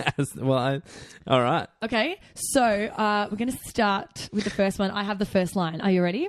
Movie number 1. Okay, movie number 1. I'm ready. Okay. I'm staring at the script now. Okay, I got it. I love you, Jack. Don't you do that. Don't say your goodbyes. Not yet. Do you understand me? I'm so cold. Listen, Rose, you're going to get out of here. You're going to go on and you're going to make lots of babies. You're going to watch them grow. You're going to die an old lady warm in her bed. Not here. Not this night. Not like this. Do you understand me? I can't feel my body. Winning that ticket, Rose. That's the best thing that ever happened to me. It brought me to you, and I'm thankful for that, Rose. Rose, you say Rose? You must do me this honor. Promise me you'll survive, that you won't give up no matter what happens, no matter how hopeless. Promise me now, Rose, and never let go of that promise. I promise. Never let go. I'll never let go, Jack. I'll never let go. I promise.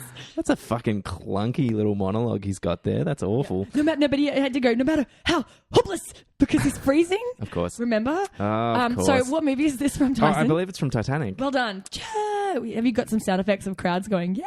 No, I'm not going to bother with that shit. Okay, that's fine. You've got me. It's fine. Okay. All right, next one. All right, Ooh, next here we one. go. So you... I need some direction. So I want to, what are we talking about here? Okay, so it's a bit brooding. Brooding? It's brooding. Okay. It's at the end of the movie. You are playing the character with the first line. Okay. Yeah, go for it. So, what's that? That was a good dramatic pause? Dramatic pause. That's, Tyson's typical dramatic pause. Yeah. Go for it again. What's our next move? You tell me. I gotta get off this rock, Chuck. Get back to the mainland. Whatever the hell's going on here, it's bad. Don't worry, partner. They're not gonna catch us. That's right. We're way too smart for them. Yeah, we are, aren't we?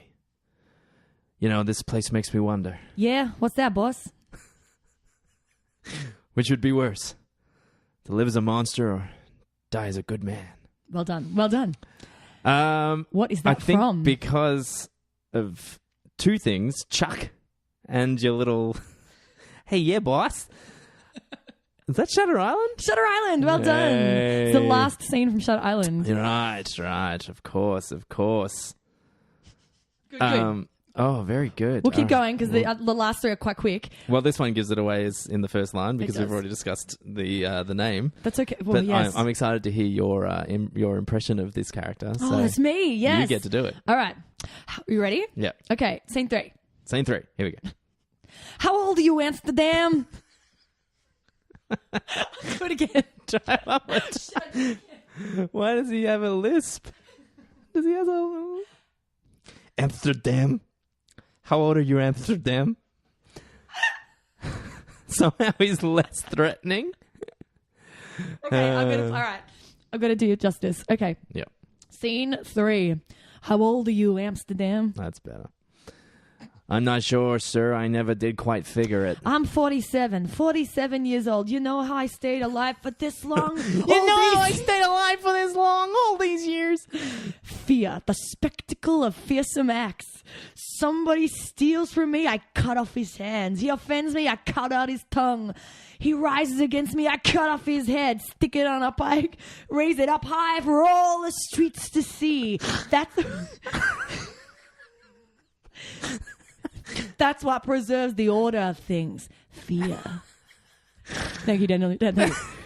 That was Gangs of New York. That was Gangs of New York. Bill the Butcher. Bill the Butcher. He's very good at Oh my God. Daniel Daniel Taylor. this is Because we've just heard what happens when it's in the hands of someone less. Oh my God, that was funny. It's a good game. All right. It's a good game. We're running out of time. We're going to keep going. We've gotta Right, there's keep two more. going. Yeah, All right. yeah, So yeah. you are playing the first character in this next scene. Okay. Ladies and gentlemen, for scene 4, what movie is this from? You can't repeat the past. Can't repeat the past. No. No. Start again. What? I'm playing the wrong character because you are playing the Leo characters. Oh. Sorry, I got that. I'm the first. I'm the first line. Oh, you're the first line. Okay. Sorry. Okay. Okay. What movie is this from? Okay. You can't repeat the past. Can't repeat the past? No. Why? Of course you can. Of course you can. What is that from? I have no idea. Yeah, there's not really enough information. You in actually did the "of course you can" bit quite well, like Leo does in the film. Of course you can. Of course you can. What is it from? No, I don't know. It's from The Great Gatsby. No, I did not like that It's movie. it's Maguire Bit. Yeah. and DiCaprio. Ah, of course. Play at home. All right, I last fell one. asleep during that movie. Yeah, it was a bit. In the cinema. In the cinema. Had a good old snooze. Didn't see it again. No, did not. No. Last one. All right, which one am I? Tyson, you are playing the first first character. line? The first line. Oh, I know what this one is. Okay. For our listeners. But I can't remember how bombastic he delivers it. I may be a young king, but I am king. Oh, I went a bit. That was, yes. No, be more. I may be a young king. No. That's the. But I am king. No, he's bratty. Oh. Play it bratty. I may be a young king, but I am king. American accent. Leo still had the American accent. Oh, he didn't bother doing it with the No. British? This one is definitely American accent. I may be a young king. He's angry. Angry bratty. Stop directing me. I may be a young king, but I am king. Then be a good king. Oh, nice. That was good. Yeah, that was good. I needed that to play, obviously. What was that from, Tyson? That was the Man in the Iron Mask. Yes, and that concludes. That concludes. Tyson plays Leo scenes. Well, it's 5 out of 5. Oh, no, we got 4 out of 5 4 out because of we didn't 5. get the Gatsby. because fuck that movie. Fuck that movie. Oh, God. That was fun. Yes. Thank you for preparing that, Wes. Hey, let's move on. We're on to our top 2. All right, top 2. Your top 2. Your number 2. My number 2 is The Revenant. Oh, cool. Yeah, let's talk Revenant.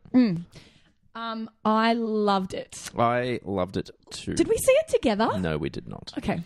No, we saw Hateful Eight together, didn't we? Yes, we did. That's right. But no, Alejandro, how do you say his last name? Inarritu. Yes. So he's Birdman, Babel, and 21 Grams. Yes. Which are all awesome movies. I haven't seen Babel. Babel's good. Yeah, I'll Same come ilk. around to it. Same Yeah. ilk. Because 21 Grams is fine. It was pretty depressing, and I don't think I want to watch it again. But I enjoy. Like I could respect that it's a fucking good movie. But it's again that thriller. What is going on here? Dark, twisty. I don't remember it being like that at all. Maybe I'm we- definitely, I know which movie it was. Sean Penn and Naomi Watts. Yeah, but I remember watching it in the end being like, I don't ever need to see that movie again.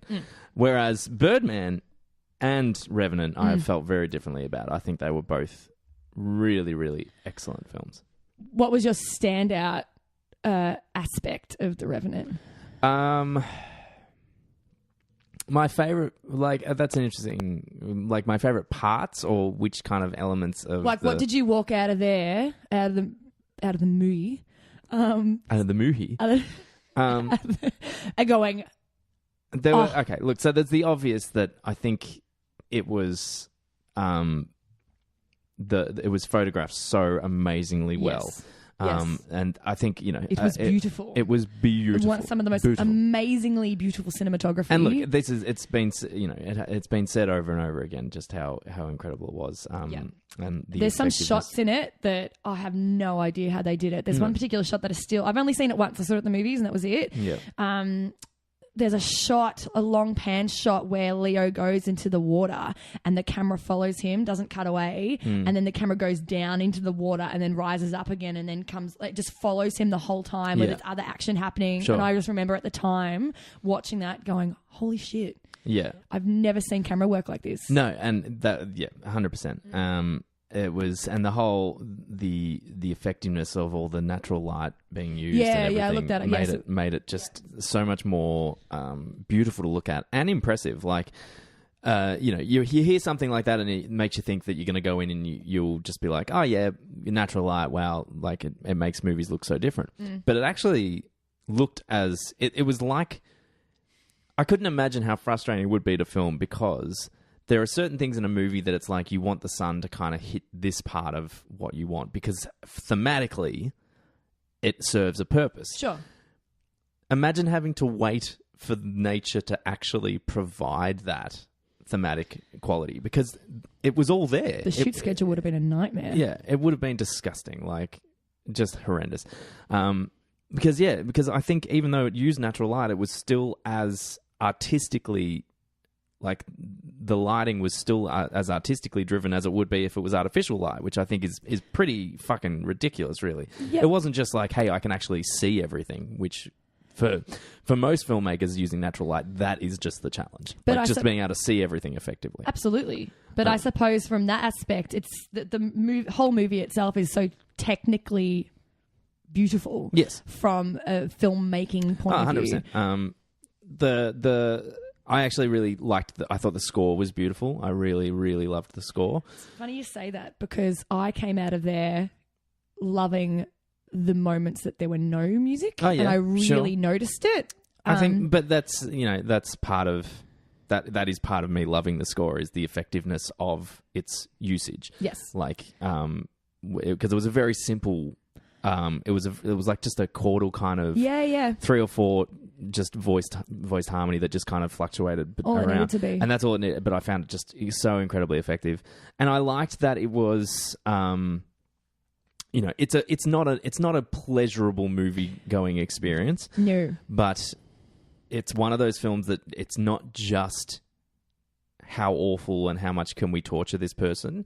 It had really beautiful, hopeful moments in it as well. You think? I really liked the way that they kind of had it felt a little bit 127 hours-ish to me, but without Danny Boyle's kind of kineticism. It was the way he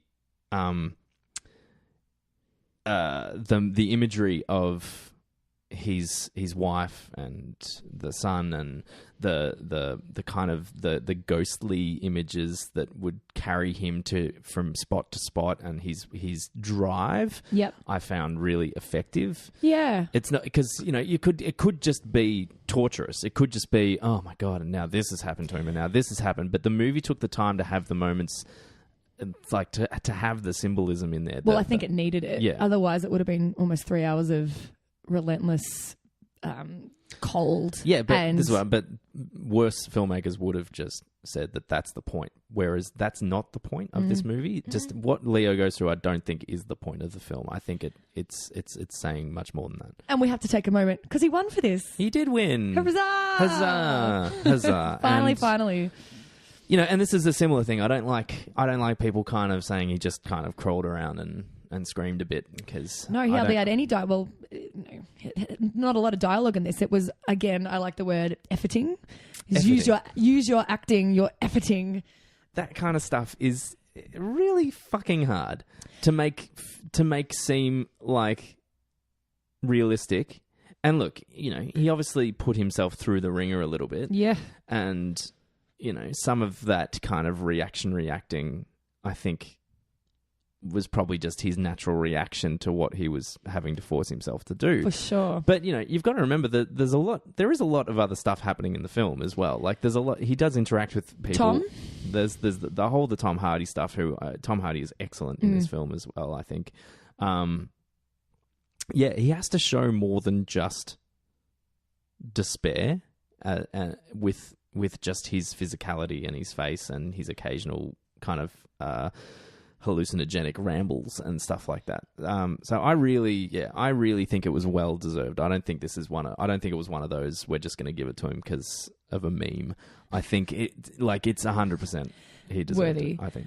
And he's now getting to that point where he does films like, you know, out into the frontier wilderness with all natural lighting, and clearly was a complete, I can't even imagine, nightmare to be there and do it. But putting yourself through the ringer as an actor would have its own rewards at the end as well, which it did. But coming from Wolf of Wall Street, where he's clean-cut, cocaine-driven high flyer, to, is it Hugh Glass? Is the character's name in The Revenant? It is, yeah. Glass. They call me Mr. Glass. But that he's now removed, for me, being a Leo fan for a long time, he has now gotten to that point where he can remove himself from, it's just Leo in another Leo movie, because he's now doing portraying characters that are so different. Yeah, and I'm glad. Look, he carries weight now as being such a big star. He has the luxury of actually being able to say, no, I'm gonna do this film. And I think because what it used to be, his approach to his acting and his characters was predictable, and that's what I think but now I feel that. I don't know what he's gonna do. No, it's true. And Revenant was whoa. Then party on his boat with models and just living the life, Leo. No. Now. But so it was gruesome. We got that. Yeah. I thought the whole film was unapologetic and ambitious from Super the direct, ambitious. Super ambitious, and that's what I liked about it. Yeah, but not unexpectedly ambitious though. No. After seeing Birdman, well, he came off the accolades of Birdman. Yeah, you kind of know that this guy's just he wants to push himself and he wants to go for it. Yeah. And do you think it was self-indulgent? You could argue in a Tarantino style self-indulgent. But I don't think there's anything wrong with being self-indulgent if your motives are self-indulgent, that's fine. I think his motives were self-indulgent. I think the end result is not. Right. Like, whatever drives you to want to do that is his fucking business. But I think he's made a really fucking good movie. So I don't care how ego-driven his decision to do it that way was, because the end result is worth it. And I think there were people that came out of that movie saying it was too much for too long. Yeah. Well, I actually also heard the opposite. That nothing happened, because really, nothing happened. Yeah, it's you just watch Leo get fucked around for a couple hours. But absolutely. And I think it's great that we're on the same page with it. That I came out going, that was awesome. That was exactly what I wanted to be. I was with it the whole time. Didn't need any more, any less. Yep. Yeah, because I went with it on its, and I'm using air quotes, on its spiritual level. I found it a very kind of it was a movie about something. It wasn't just we're gonna make Leo fucking run the gauntlet. It was doing a lot more than that. Yeah. Yeah, I loved it. It was my pick of the film of the year for that year. Yes. Whatever the year that was. That was my favourite. A couple years ago? Yeah. Yeah. And I really thought it was going to come up and end up winning in the end, but Spotlight nibbed it in the bud at the end. Spotlight's a great film, but it's just not comparable, I don't think. Mm-mm. Anyway, my number 2 or your number 2? That was your number 2. Revenant was my number 2. My number 2 is The Departed. Let's talk about The Departed. Let's talk about The Departed. That was my number 5. It was your number 5. Very good. We're back to Scorsese. We are back to Scorsese. Well, he's done incredibly good work with Scorsese, I think. So good. All-star cast. All-star cast. So good. Yeah. I love this cast. I love Alec Baldwin in this movie. Oh, Alec Baldwin is in it. Yeah. Now Mark Wahlberg is in it too. Yeah, I like them both. I think they are excellent in this film. Martin Sheen, who I Yes. adore Martin Sheen. Yes. He's the head of the FBI. Yeah. He's like the one that puts him into the program. Jack Nicholson. It's a great Jack Nicholson performance, I think. He's so disheveled. But he's just so it's so Jack. Like it's his Johnny for like the entire movie. Like which is it works. It totally works. And there are bits in that movie that make me think that no one else could have played it. Like there's a scene where he's just like he's actually just covered in cocaine or something. Yeah. And I'm just like, it's Jack Nicholson, baby. Yeah. Like it makes sense. I'm so rolling with it. Yeah. I believe it. And Ray Winston has his buddy. Yes. Who's good. And then we've got Matt Damon. Matt Damon. We got Matt Damon and Leo. Yeah. And Damon, this is funny because you forget Damon. I just forget about him sometimes. Like I find him like just kind of forgettable. And then you watch him in movies, you're like, no, you're really good. He was really good in this. He's great in this. He's great in a lot of stuff. But and he's just... By the end of it, you hate him. You do hate him. I think it's... in a good way. Yeah, it's a really... I like the way that it plays with the idea of protagonist and antagonist. Like that's kind of the movie to a T. The Leo and the Damon character sort of juxtapose themselves from he can't get it. One can't get out of the criminal racket, and the other one wants to get in, and then they, well, even as far as like the guy that's meant to be the good guy. Yes, that's what I'm trying to say. Yeah, I know. Like, his life is so much more of a fucking shambles, and is falling apart around him. Yeah, but can't get into the police because of his background with the gangland, and that's the Leo character. And then and the Damon character is a cop. Yeah, but is doing very illegal things. Yeah. Yeah. And I like the motif. I don't think that's the right word, but the girlfriend, the therapist, who is Matt Damon's girlfriend, but then it's Leo's therapist, and they both bonker. Yeah. Just to tie it in. It does. And look, they are the two sides of the same coin, if you will. Very good. And with that, I have a quick what is it? Fun fact. Fun fact. Yes. You probably know this already because you know everything. But this was a remake of a Hong Kong movie called Infernal Affairs, which I've never seen. They made 3 of them, I think. Yeah. I've never seen them. I've heard that it's actually better, which is... The Departed's better? No, like Infernal Affairs is better. Which is, that's a huge call because I think The Departed is a pretty fucking amazing movie. So it's just one of those things I've never gotten around to watching. Yeah, so I will at some point. But The Departed, like we talked about before, with those particular scenes that get you on the edge of your seat. This movie, The Departed, has the best climactic ending build up. When they're all heading to the vacant warehouse or whatever it is, and then spoiler alert, when Leo gets shot in the elevator, point blank. Oh my god! Yeah. Oh my god! Yeah. It was incredibly unexpected and so good. Oh, so good. And almost, I don't think the movie, I don't think it is a satisfying ending, but I think that's the point. I think it's... Crime does not pay. And maybe us as viewers trying to celebrate crime by watching a film like that. Because, when you watch a movie like Goodfellas, it glorifies it and you kind of have a good time with them. Yes. Yeah? Where this is not a Maybe good this time. movie is saying, no, you as an audience don't even get that satisfying finale Yeah. because we shouldn't glorify that. Maybe. Might just be reaching a little bit there. But who knows? But it's fucking good. I love it. Yes, The I love it. Departed. And it's funny. Of all the things that I wouldn't think you could say about that movie, it's really funny. Alec Baldwin and Mark Wahlberg It's especially witty. Yeah. have really great comic timing and some real funny one-liners Yeah. that get me giggling. Yeah, good movie. Hey, what's your number one? I think our number one's the same then. Probably. It's Is it? Nolan? Yeah, it's Inception.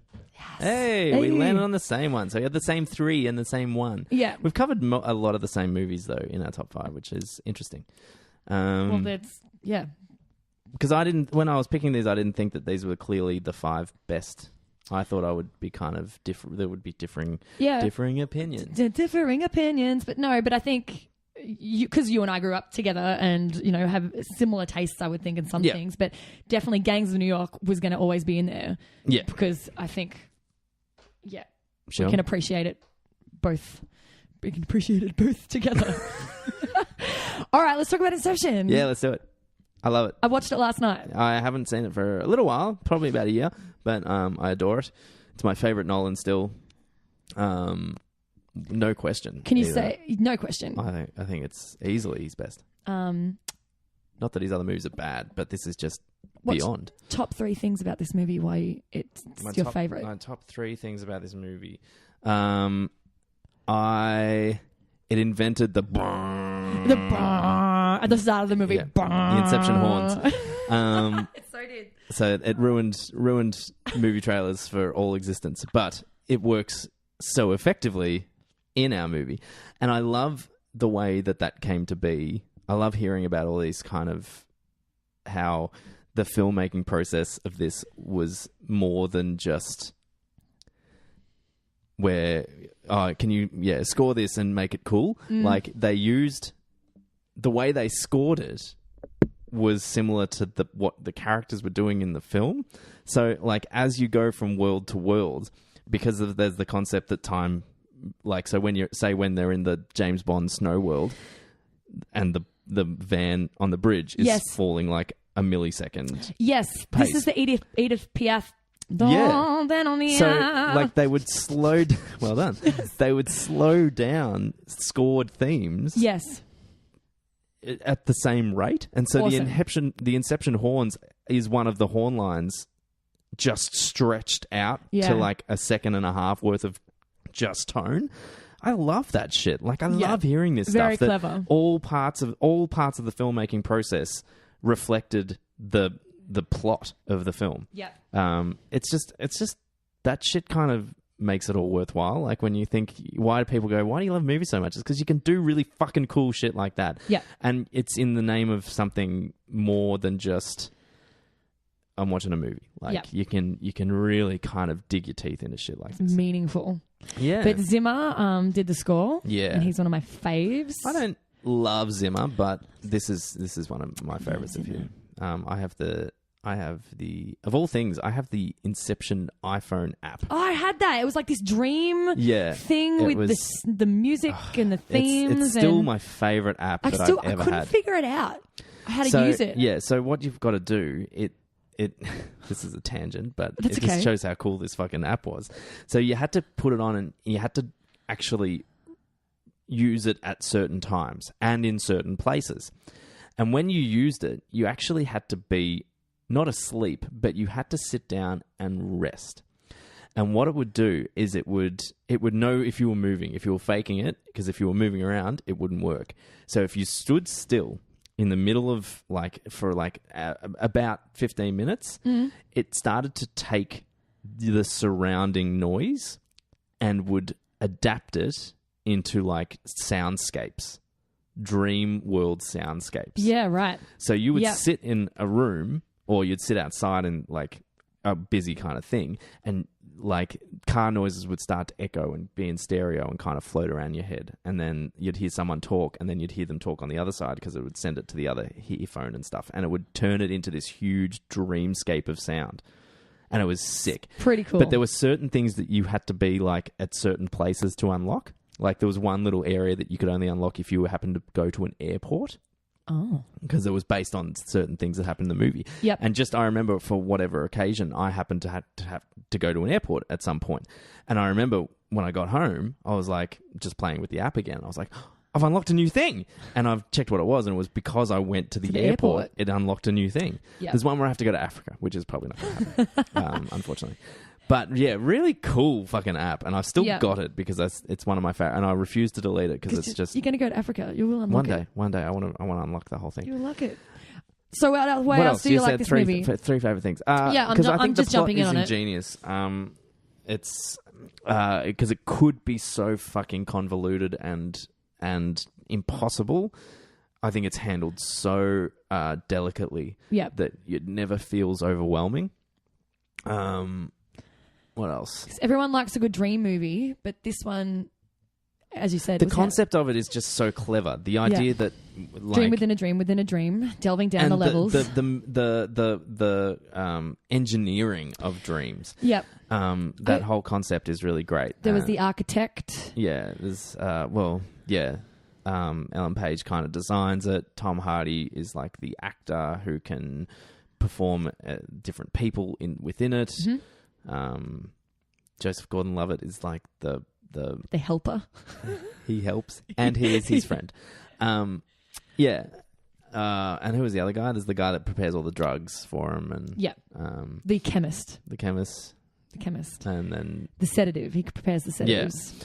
But the whole concept of the kick to wake up, that if you die in a dream, you wake up, but not when they're so sedated and they go down the various levels. Yep. That if you die in the dream, you go to limbo, which is the bottom level. Yeah. The whole, it's the time stretching out. So like your mind was blown when Leo says that him and his wife got stuck down there for 50 years. They lived an entire life together in limbo, which is Yep. That whole idea of the limbo was terrifying at that point. I remember thinking, but it creates like such great dramatic effect when the way it's used and the way we watch this whole movie trying to figure out what happened to Mal. Mal. I was going to say Mab, and I'm like, what kind of name is Mab? Mal. Yep.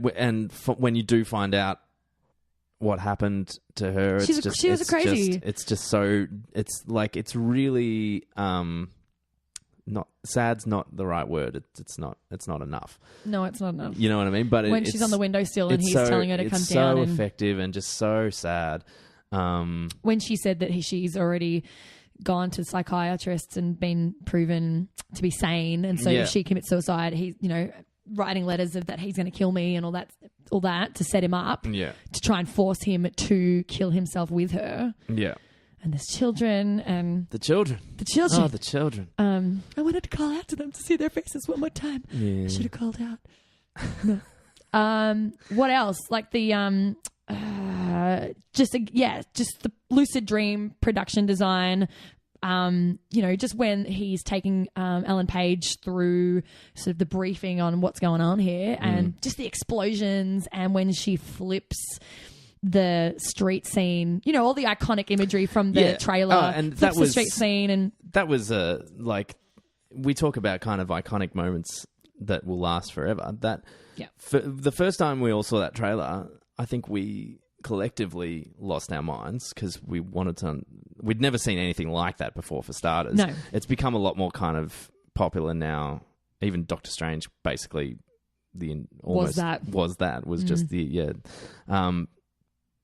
seeing that in a cinema for the first time, seeing the way that manipulating our reality so effectively, like it playing tricks on our eyes that well, it was just so disorientating but awesome at the same time, because you just don't expect to see that. Sorry, you go. No, absolutely, and absolutely. But why we relate to this movie so well again is because dreams are a mystery, but we all have them, and we know how they play out and are manifested in our minds. Yeah, and he recreated that so well in all the different worlds and levels that you just wake up and you're there and you believe it's reality.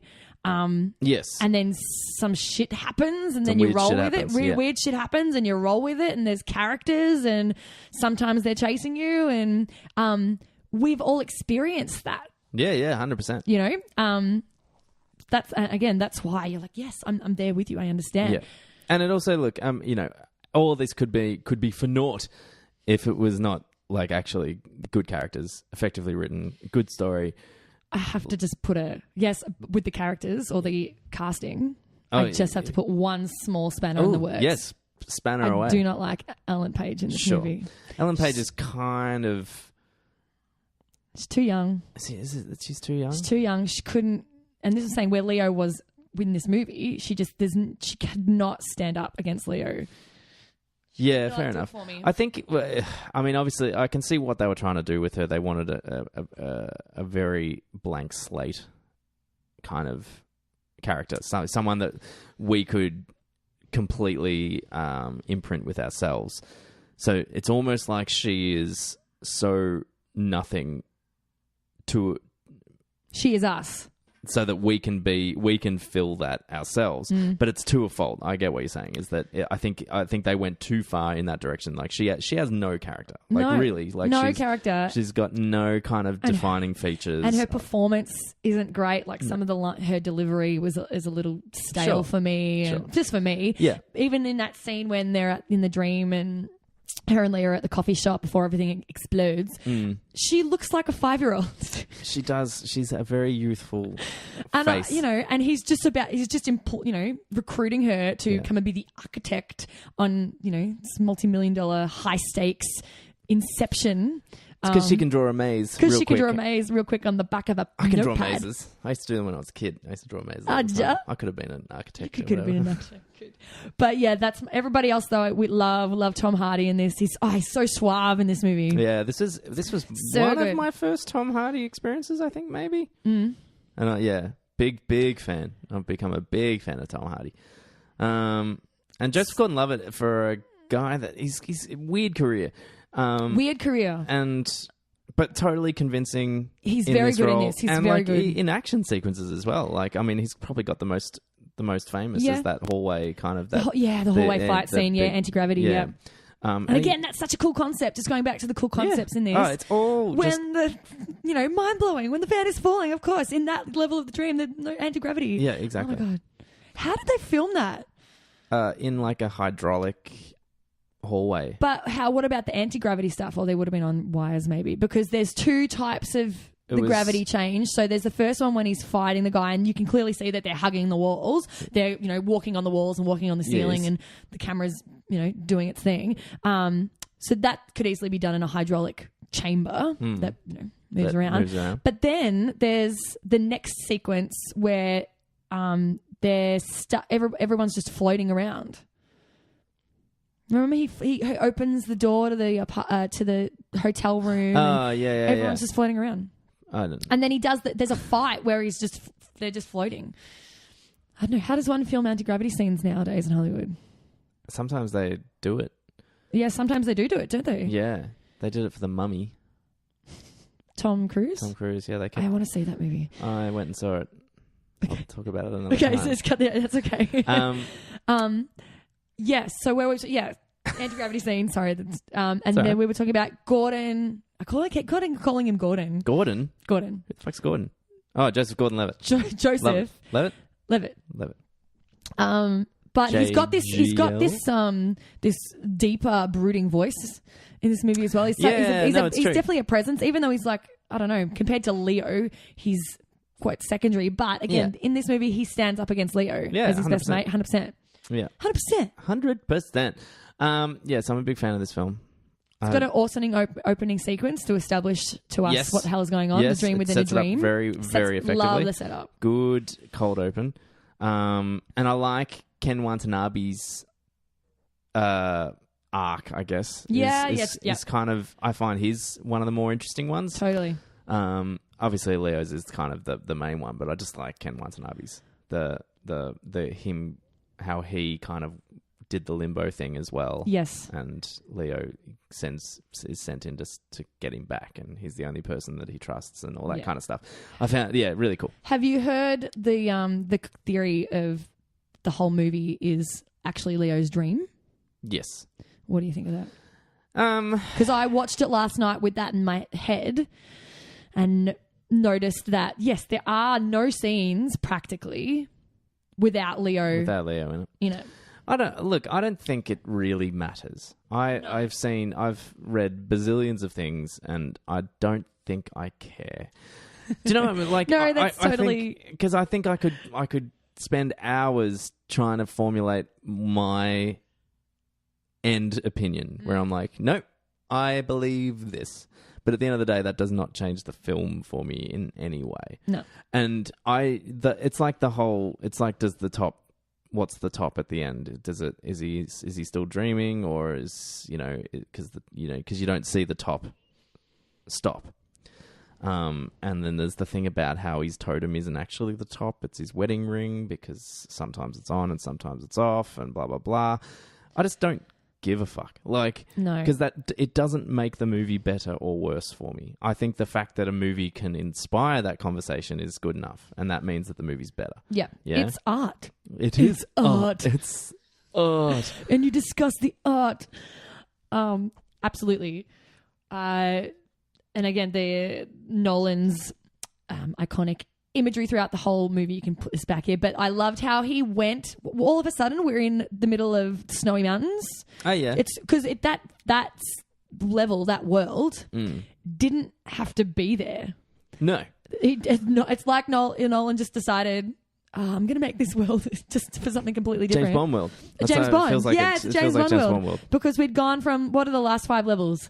We're in the Jesus. No, that's it. So we're in the street scene where it's raining because so they go in the one where they get hit by the train. Yeah. So the whole thing happens in the airplane, and then we're in the street scene. Okay. I know, street scene.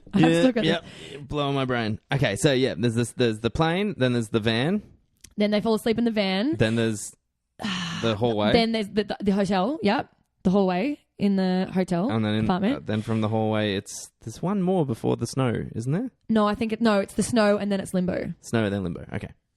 Yes. Dream within a dream within a dream. Within a dream. Yeah.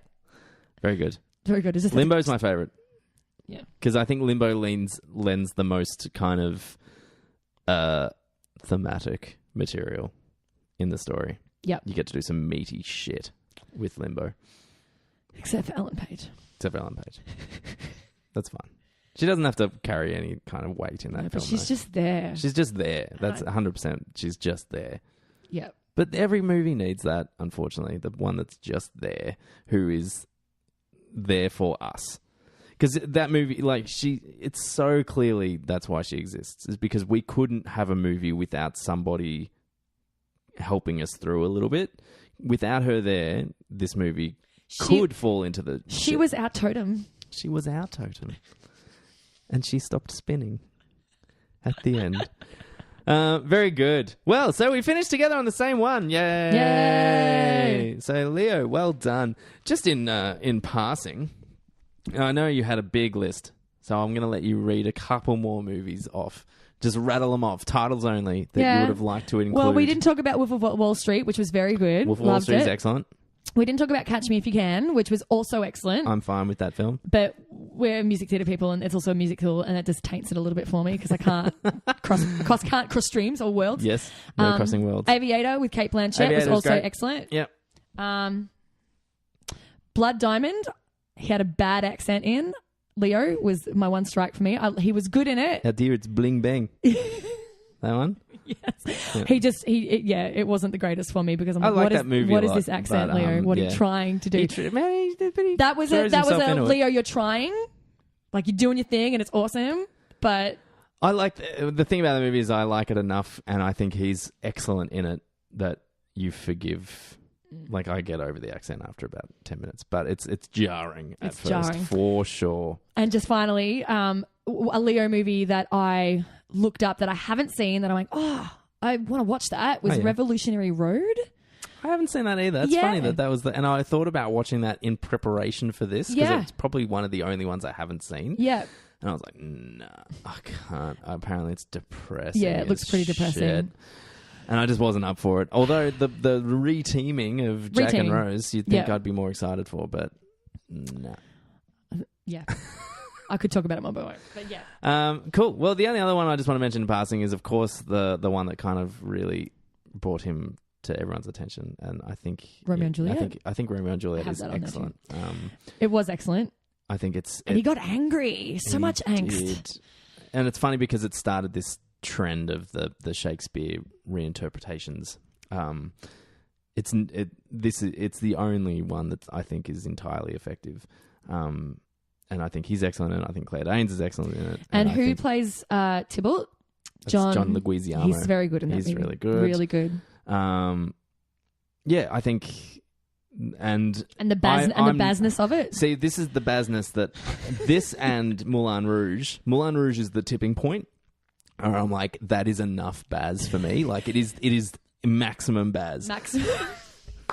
It's Baz at a 10. Yeah. We're Bazzed out. I'm fine with it, like Moulin Rouge, but I'm like, but that's it, though. Any more Baz and I'm done. And so Australia and fucking Gatsby. Gatsby was appallingly Baz and too much. So Romeo and Juliet and Moulin Rouge, I love that Baz. That was when I thought he was really at his peak. Totally. All right, it's time we cross the streams. Crossing the streams. Crossing the streams. Like that. See, it's got to be like real hair metal. All right, let's do it. Crossing the streams. Yeah, good. That's as you can even see how wide my vibrato was on the sound wave on my thing. Yes, it's all vibrato, baby. Very good. Would you like to go first? I'll be quick. Yeah, I'm a Netflix chick. You're on Netflix? Yeah, I'm on Netflix, and I mostly watch just TV shows on Netflix, and I've got a couple going at the moment. Because House of Cards is finished. I'm watching BoJack Horseman. Yeah, I watched it. And Rick and Morty. I fucking love Rick and Morty. Rick and Morty is the best. It's the best thing ever. How did I never know about Rick and Morty? And I smashed it out. It is so great. I'll recommend a movie just because it's a quick little quote from me. Sure. So Schindler's List is on Netflix, Jesus. and I haven't seen Schindler's List, but it is on there. You've never seen it? I've never seen it, but my quick fun fact for the podcast is that I grew up with Spielberg, ultimate all-time favorite director as a kid. Yep. And I've seen every single one of his films except Schindler's List, and I am saving Schindler's List for, it's terrible to say, for when Steven Spielberg moves on. Oh. That's a weird thing to do. I know. But I don't know how old he is now, but... He's going to be around for a while. He's going to be around for a little while, but I'm saving Schindler's List. How I feel about this. When Steven Spielberg passes away. I hope he's not listening to this. Spielberg is definitely listening. But yes, fun fact. That's the only one I haven't seen. It's not a fun fact so at all. when he does pass away, I will log on to Netflix and watch it because it's there. Very good. Tyson. That is weird. I know. Schindler's List is an exceptionally good film. So maybe just watch it. Oh, you don't have to because you've got your thing. I've been saving it for so long now. Other people just can watch it at their own leisure. Leisure's not the right word either. At their own. It's heavy. Dismay. It's brilliant. I've heard all these things. You have heard all, and they are all correct. I am going to recommend something on Stan. It's the film The Majestic. Have you heard of this film? The Majestic. I think what is it? It's the Jim Carrey movie directed by Frank Darabont. I may have seen it. Majestic's the name of the movie theater. No, anyway, it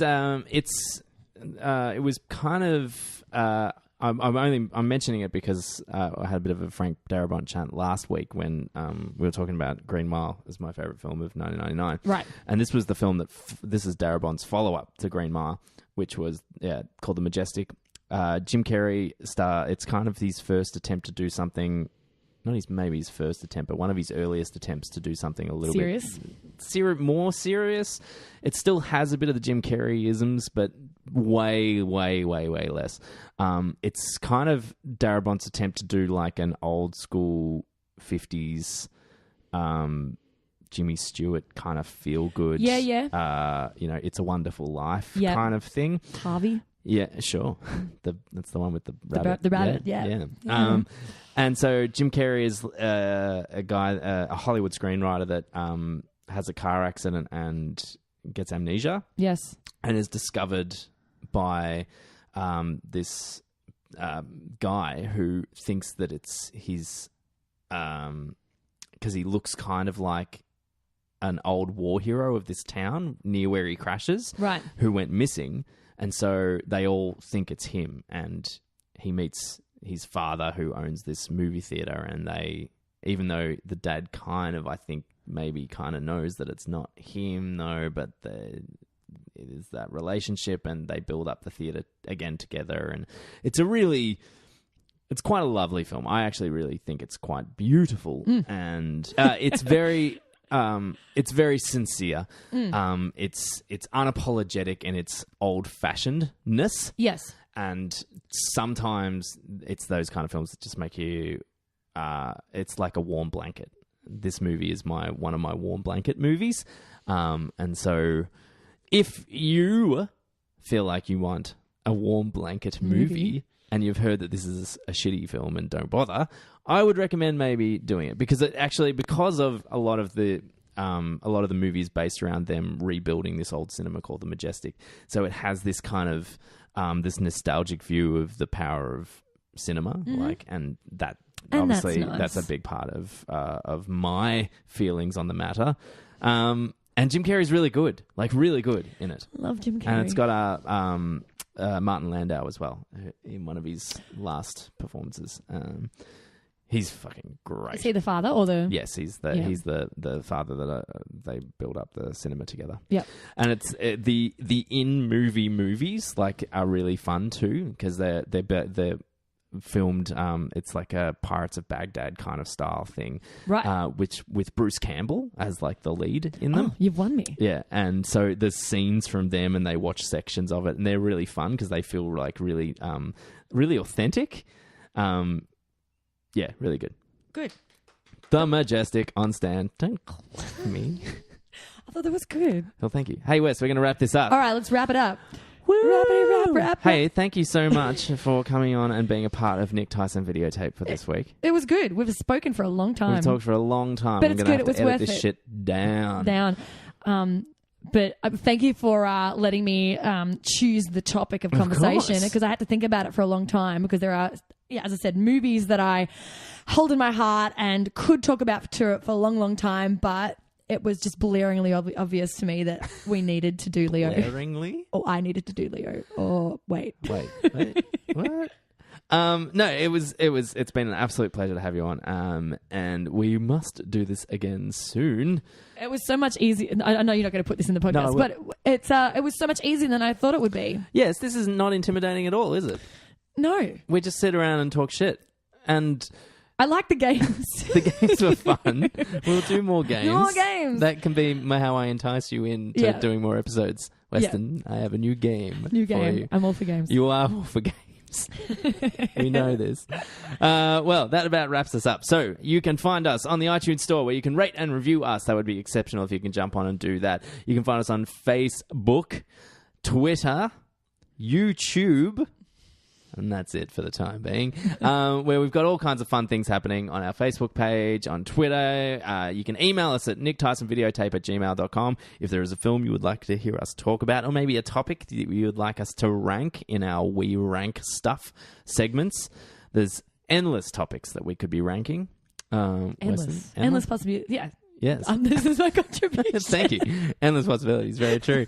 And I'd love to hear from you if you have any opinions on Leo, and maybe you want to tell us what your favorite Leo was. Yeah, even if there's, because there were a few that we didn't mention today. There are a whole bunch, because he's done. He's getting up there in his Body of Lies. Body of Lies. Does anyone like Body of Lies? Maybe Basketball Diaries. What's Eating Gilbert Grape? We didn't get mentioned at all. So I just have to mention them. They are in there. The Beach. Yeah. Take me to the beach.